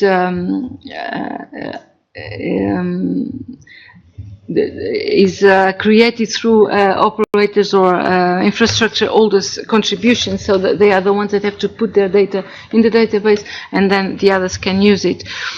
And this is very important because when you think that civil works represent roughly 80% of the costs of the rollout costs of NGN networks, you can easily see how this will facilitate the installation of these networks. Another innovative approach, and a colleague from Poland, I think, mentioned this, is the rules on in-building infrastructure. Again, we created rules that were quite innovative at the beginning, and they facilitate access to the user, the final user, and they reduce costs of installation. And these are very detailed and have evolved over time to adapt to the present reality. And in fact, some of these measures are now being included, as was mentioned by Mr. Kurz. They are included in the revision of the regulatory framework in Europe, also on co-investments.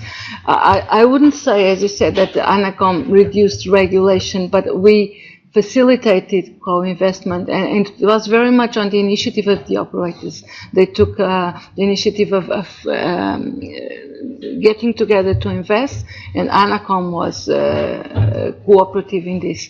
So all these measures that are now being replicated in a number of ways, we believe contributed to the good rank that we have now at European terms regarding network development. Thank you. Thank you very much for this additional information. And dear ladies and gentlemen, this is the time of the open questions. I remind also the remote participants that and this is also the time where they could also raise some issues. I encourage you to raise the hand. This meeting has the free sitting, so we don't have the country nameplates, but I think visually we could facilitate very easily. And we have the first request for the floor. Please present yourself, including the affiliation, that we can understand also and the remote participants can understand who will be talking. Thank you. Ahmed Al-Sulati, CEO of National Broadband Network in Qatar. We start build the National Broadband Network in Qatar for the last 5 years. And today we're providing a nationwide shareable network for all operators, an open, affordable, with the subsidy from the government to give a healthy, let's say, competition between the operators. But what we would like to share with you today is we already provide the infrastructure. And what the operators suffering today, the content, as our CTO mentioned also, the content is very important.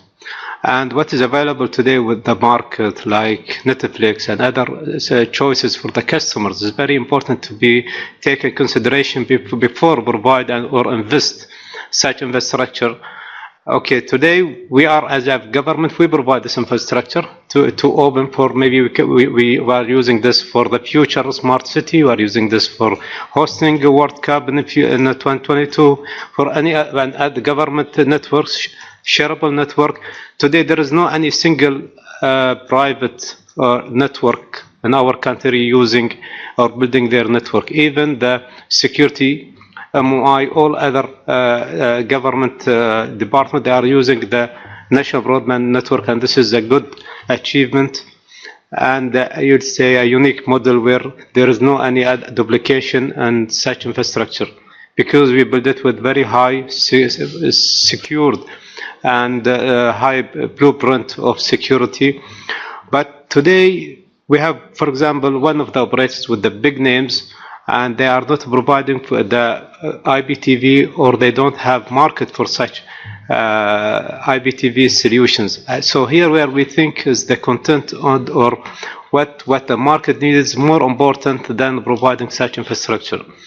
And when we look for who are providing or getting the market today in our country, the first operator or the dominant operator in the country.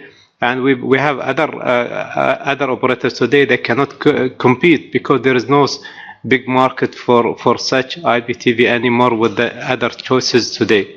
So I think to take such thing in consideration before any investment, if that's investment only for the TV, we need to look for the market, what they need and what is the content the customer looking for to meet their satisfaction.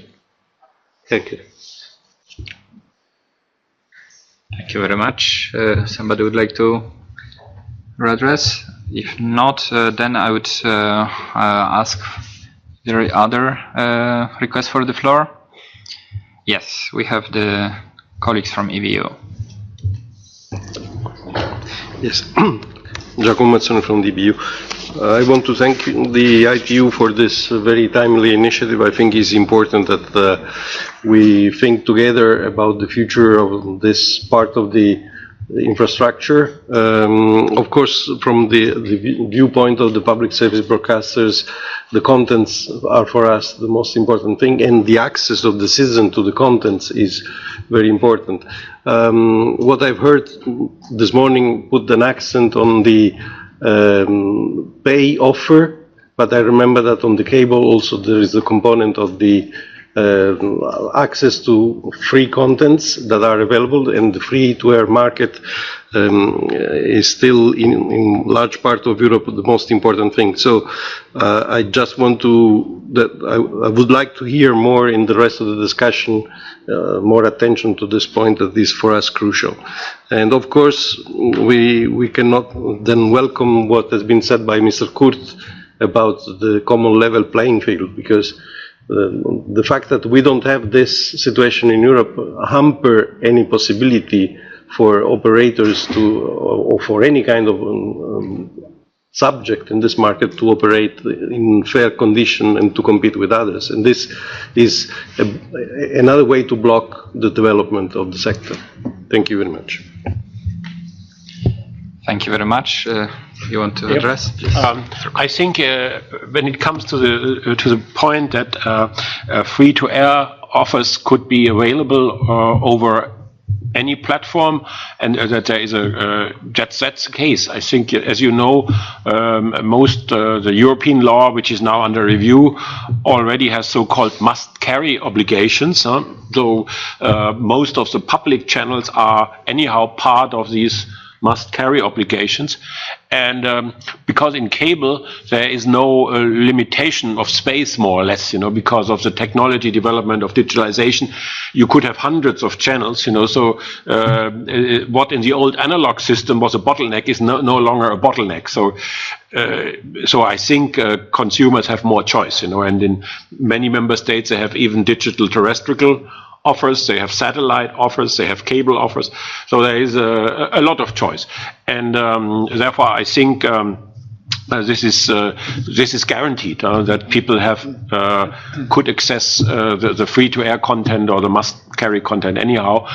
And in a way, it makes also a cable package more attractive the more offers you have. As you know, there are sometimes fights who pays for what. This is quite natural because which is now pending in Germany, as you know, because public channels for many years also paid fees for access to cable, because they paid also fees. They built it up the terrestrial system, so we just thought, okay, if they use another way to transport, why shouldn't they pay a fair share? But this is pending in the courts with some different decisions. But not in principle, it's just about how are the commercial terms, how infrastructure providers and content providers are working together in a fair way. Thank you very much. So this means that we should be optimistic. I learned for many years that content is the king, and the infrastructure providers have the challenges to speak to the king. But as I understand, your hypothesis is that in fact in cable TV this interaction is very fruitful, and it fosters even the innovation at the cable TV service provision. This brings me maybe to the dynamics of the cable TV market in Poland, where I would like to see what you as the regulator foresee for the future of the cable TV. Is it the strategic infrastructure that's while facing the competition of the other service providers and the technology development still has the potential to grow? Well, in short, it's the future of cable TV is the fair competition. And going to the detail, I would say that, of course, we've got the problem with, for example, the clarification of the participant in the value-added chain from the end-user perspective. It's not only about the OTTs, it's about the service providers, about the devices providers, and all participants who deliver the service finally to the end user. It comes from the mobile segments when this problem is far more visible when it comes to the infrastructure, when it comes to the infrastructure capex and the investments. Many operators ask us why we need to spend such huge amount of money for the, let's say, broadband deployment, when we are not those operators, those participants who will receive the payback from these investments, and we are not the first to have this payback guaranteed. What I would say, as Matthias said, there is no space for DSL technology anymore, and we know that the GFAST and any other, let's say, artificial sophisticated solutions will not replace the DOCSIS 3.0. There is a huge space between 100 megabits per second and 300 megabits per second of the symmetric transfer. But what I was trying to present to you quite clearly is the fact that in front of us till 2020, I mean, in 2020, we are obliged as the European member states to deliver for example, 5G in one big city. Until 2025, we are obliged to deliver the 5G network in all big cities, big agglomerations, and, let's say, communication tracks and logistic roads.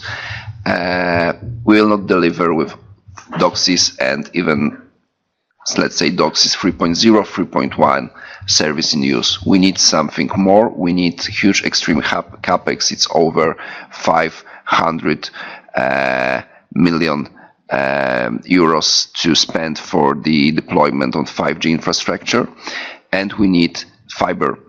And my message for the Polish cable operators is that for today they deliver services on appropriate level, and it's completely enough for the end user. When it comes to the strategy already written by the European Commission and our key points till 2025, we need to migrate to FTTH infrastructure. There are some, let's say, fruitful discussion with some smaller cable operators that they understand that they need to migrate their infrastructure to the upper level.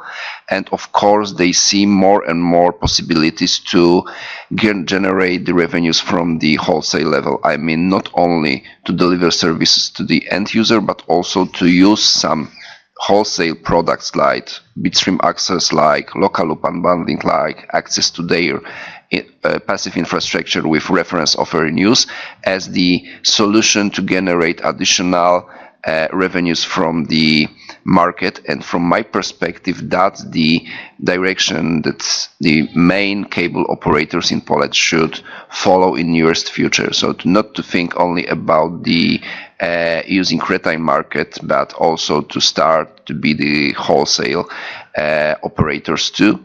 And of course to migrate hybrid fiber coax infrastructure to FTTH in, let's say, 5 or even 10 years scenario. Thank you. So having this in mind, the dynamics, would you foresee any kind need of the new regulatory approach for Poland?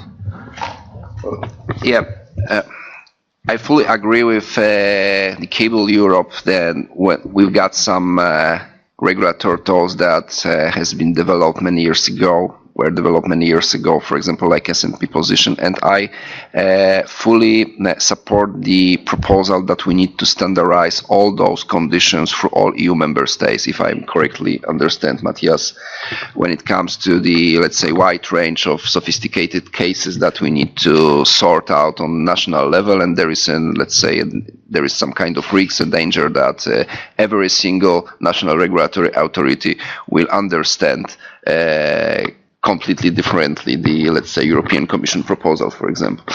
But on the other hand, we've got very varied environment, local environment. I'm not talking only about the national level, but I'm talking about the level of communes. As I previously said, that we've got over 3,000 communes in Poland, and we've got over 3,500 internet service provided in Poland. And there's wide range of expectations regarding our activity. There are some hard tensions between the major cable TV operators, also between the incumbent Orange PL and the smaller operators that deliver their services locally. And our regulatory approach refers to the level playing field for all of them. We believe that the passive infrastructure regulation nowadays, it's the key point for the boost of the, not only a boost of the total ICT market, but also the boost of the cable TV branch. We do not want to direct new capex to the big agglomerations that I said we've got over 5, 6, 7 networks in one building. We believe that they should go far more to the outskirts of the cities, to go to the local communes, to help us to fully cover white spots. It is popularly believed that this operational program that we've got 1 billion euros to spend for the next 10% of households, European money in use, it's not enough. Apart from that, we will have additional 10% white spots to cover and additional 10 white spots to cover, and on and on. We need to change some kind of business model of the operators and let's say, give them the roadmap how to cooperate. And that's what we are going to do. We have already started some proceedings regarding the access to ducts. And this year also we are going to start with the next parts of passive infrastructure.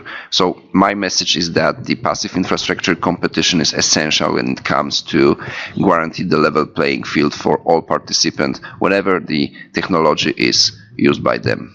Thank you. Thank you very much. So let me now turn to the country which has a very significant part of the infrastructure relying on the cable TV. We learned that this sector is growing. So what is the future and how you're foreseeing to facilitate this growth? If we talk about the importance of cable TV in the market share for broadband access, this is again a reason for me to say that Romania has its very own and unique story. The Romanian telecommunication market started from position of incumbents, low fixed network penetration, continued with the rollout of countless neighborhood cable networks, which drove to the emergency of strong alternative operators in this market that gradually upgraded their cable network to fiber optic ones. At the end of 2015, Romania featured the highest degree of infrastructure-based competition in the European Union. And in early 2016, ANCOM deregulated the market for fixed broadband internet access services at retail level. So the incumbents' access obligations were withdrawn. At present, Romania ranks among the fastest internet connection countries in the world for real speed, according to a recent Akamai report. We have a competitive, dynamic, and fluid market which is in constant growth. And the Romanian consumers that have access to fixed broadband services experience very high download speed at a very good price. For example, the charges for fixed broadband internet access connections, especially for those with transmission speed more at least 30 megabytes per second, among the lowest in the European Union. And indeed, the cable networks were the cornerstone for such development. Thank you very much. Thank you very much. I see that we have one intervention of remote participation, but prior to this intervention, let me only turn to Mr. Novak. As the president of ANCOM mentioned, the consumers play a very important role. And also, in fact, they are in the power of deciding how the competition will be growing, how will it be affecting the dynamics of the market growth, but assuming that the asymmetry of the information will be reduced. So basically they will have access to the information on the quality of service, pricing, availability, and different options available on the market. What in your country is happening in this area to facilitate this challenge, context of cable TV? So what we see and what we saw in the last review of telecom package is that if we put every conditions of the service in the contract, people are not reading it, and then they are surprised when something happens. So we are now in the process how to really learn people how to read the contract, especially the people who are somehow the weak group, like the old people or the teenagers, how to see the numbers which the operator put in the contract, like the minimum speed and the average speed and so on, how to translate it to the language of the ordinary people. And we can see also that this crowdsourcing measurement is very important tool for them, which really we are now thinking about some content, make some interesting measurement on the interesting places to really popularize it, and then it's the task of the operator to really work with the data and to not only collect them and not only put them publicly on website, but also to make some connections between them and so on. So I think the task of the regulator is also to translate the technical stuff and technical conditions from the contract to the language of the ordinary people, because my grandma do not know what's download, upload, but they want to watch the cable TV. Thank you very much.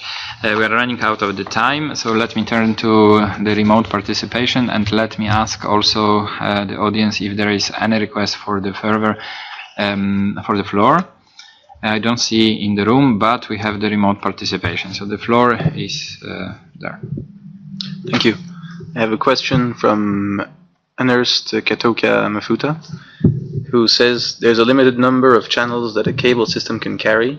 What are the effects of that limited space on the economics of TV? And is there an effect on the programming because you have this limited number of lanes?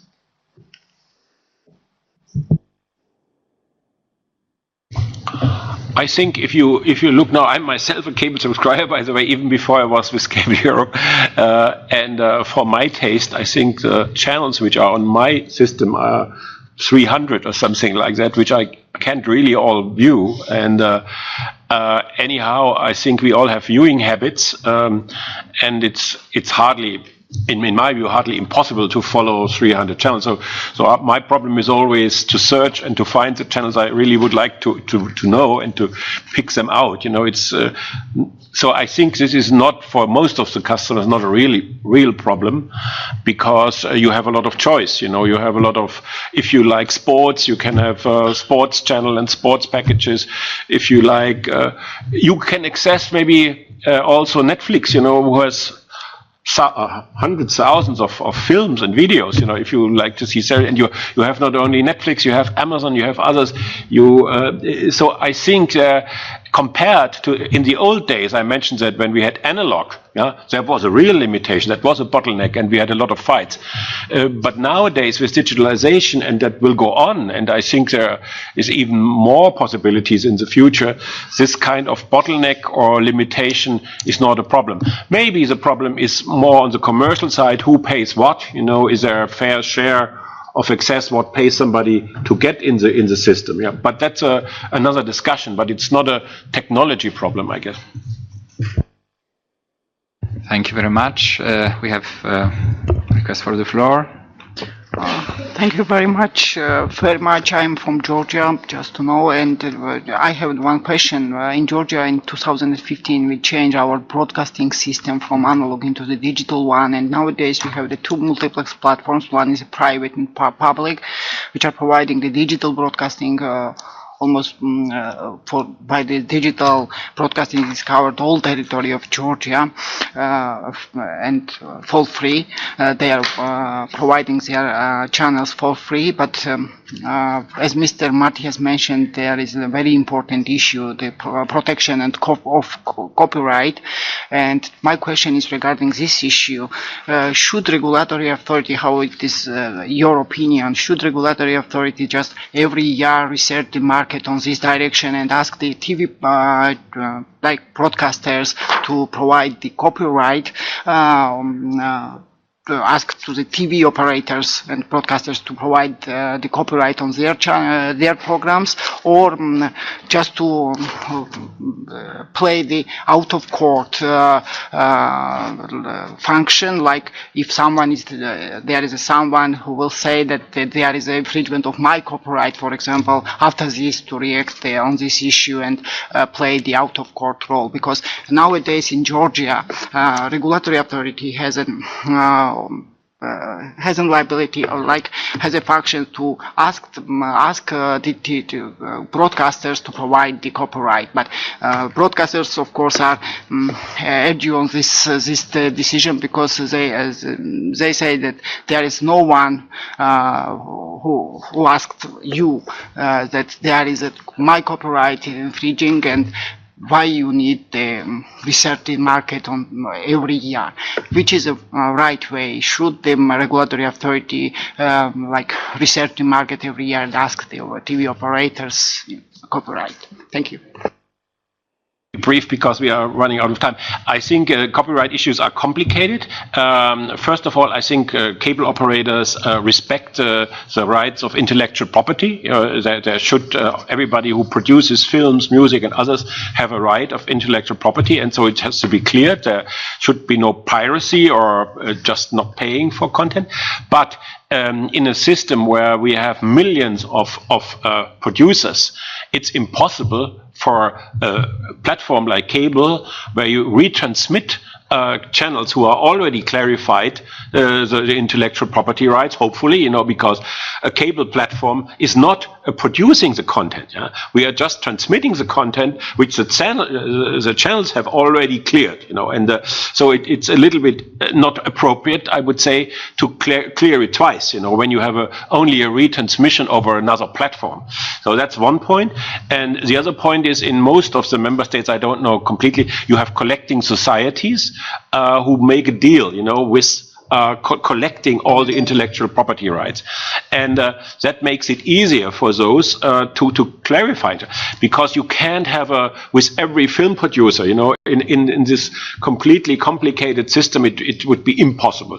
So what could be done is to have a collecting society mandatory, and that should be regulated. That you have only few. I think it's also not very helpful if you have 4 or 5 collecting societies, and somebody who does only retransmission has then to talk to 5 or 6 different people. That makes then that I learned, for example, in Bulgaria last week, where I was, that they have an uncleared situation between cable operators, and it went to the court, and it's for years it's unclear, so imagine the legal risk and other risks. That's not good for all parties. So collecting societies are important, an easy system, and if somebody does retransmission, a mandatory collective system, and that's our tools which can be initiated by law or by regulators. Thank you very much for this. And dear ladies and gentlemen, with this we arrived to the end of this session. We received a lot of input for the updating the paper. Our colleagues took very good note on all issues raised, which you will find in the updated version of the paper focusing on the regulatory issues. Let me, on behalf of all participants, thank to our distinguished speakers and call for the round of the applause for them. Let me also thank for the all contributions to this panel from the floor and from the remote participants. Oops, this is technology. And dear ladies and gentlemen, just small announcement. Now we are going for the lunch break. We are aiming at coming back at 2 o'clock. The lunch opportunities are diverse outside of the premises, but also inside of the premises. We have one cafeteria where you will find some different offerings according to your preferences. So we meet at 2 o'clock in this room, and we will start sharp. So thank you very much, and bon appétit.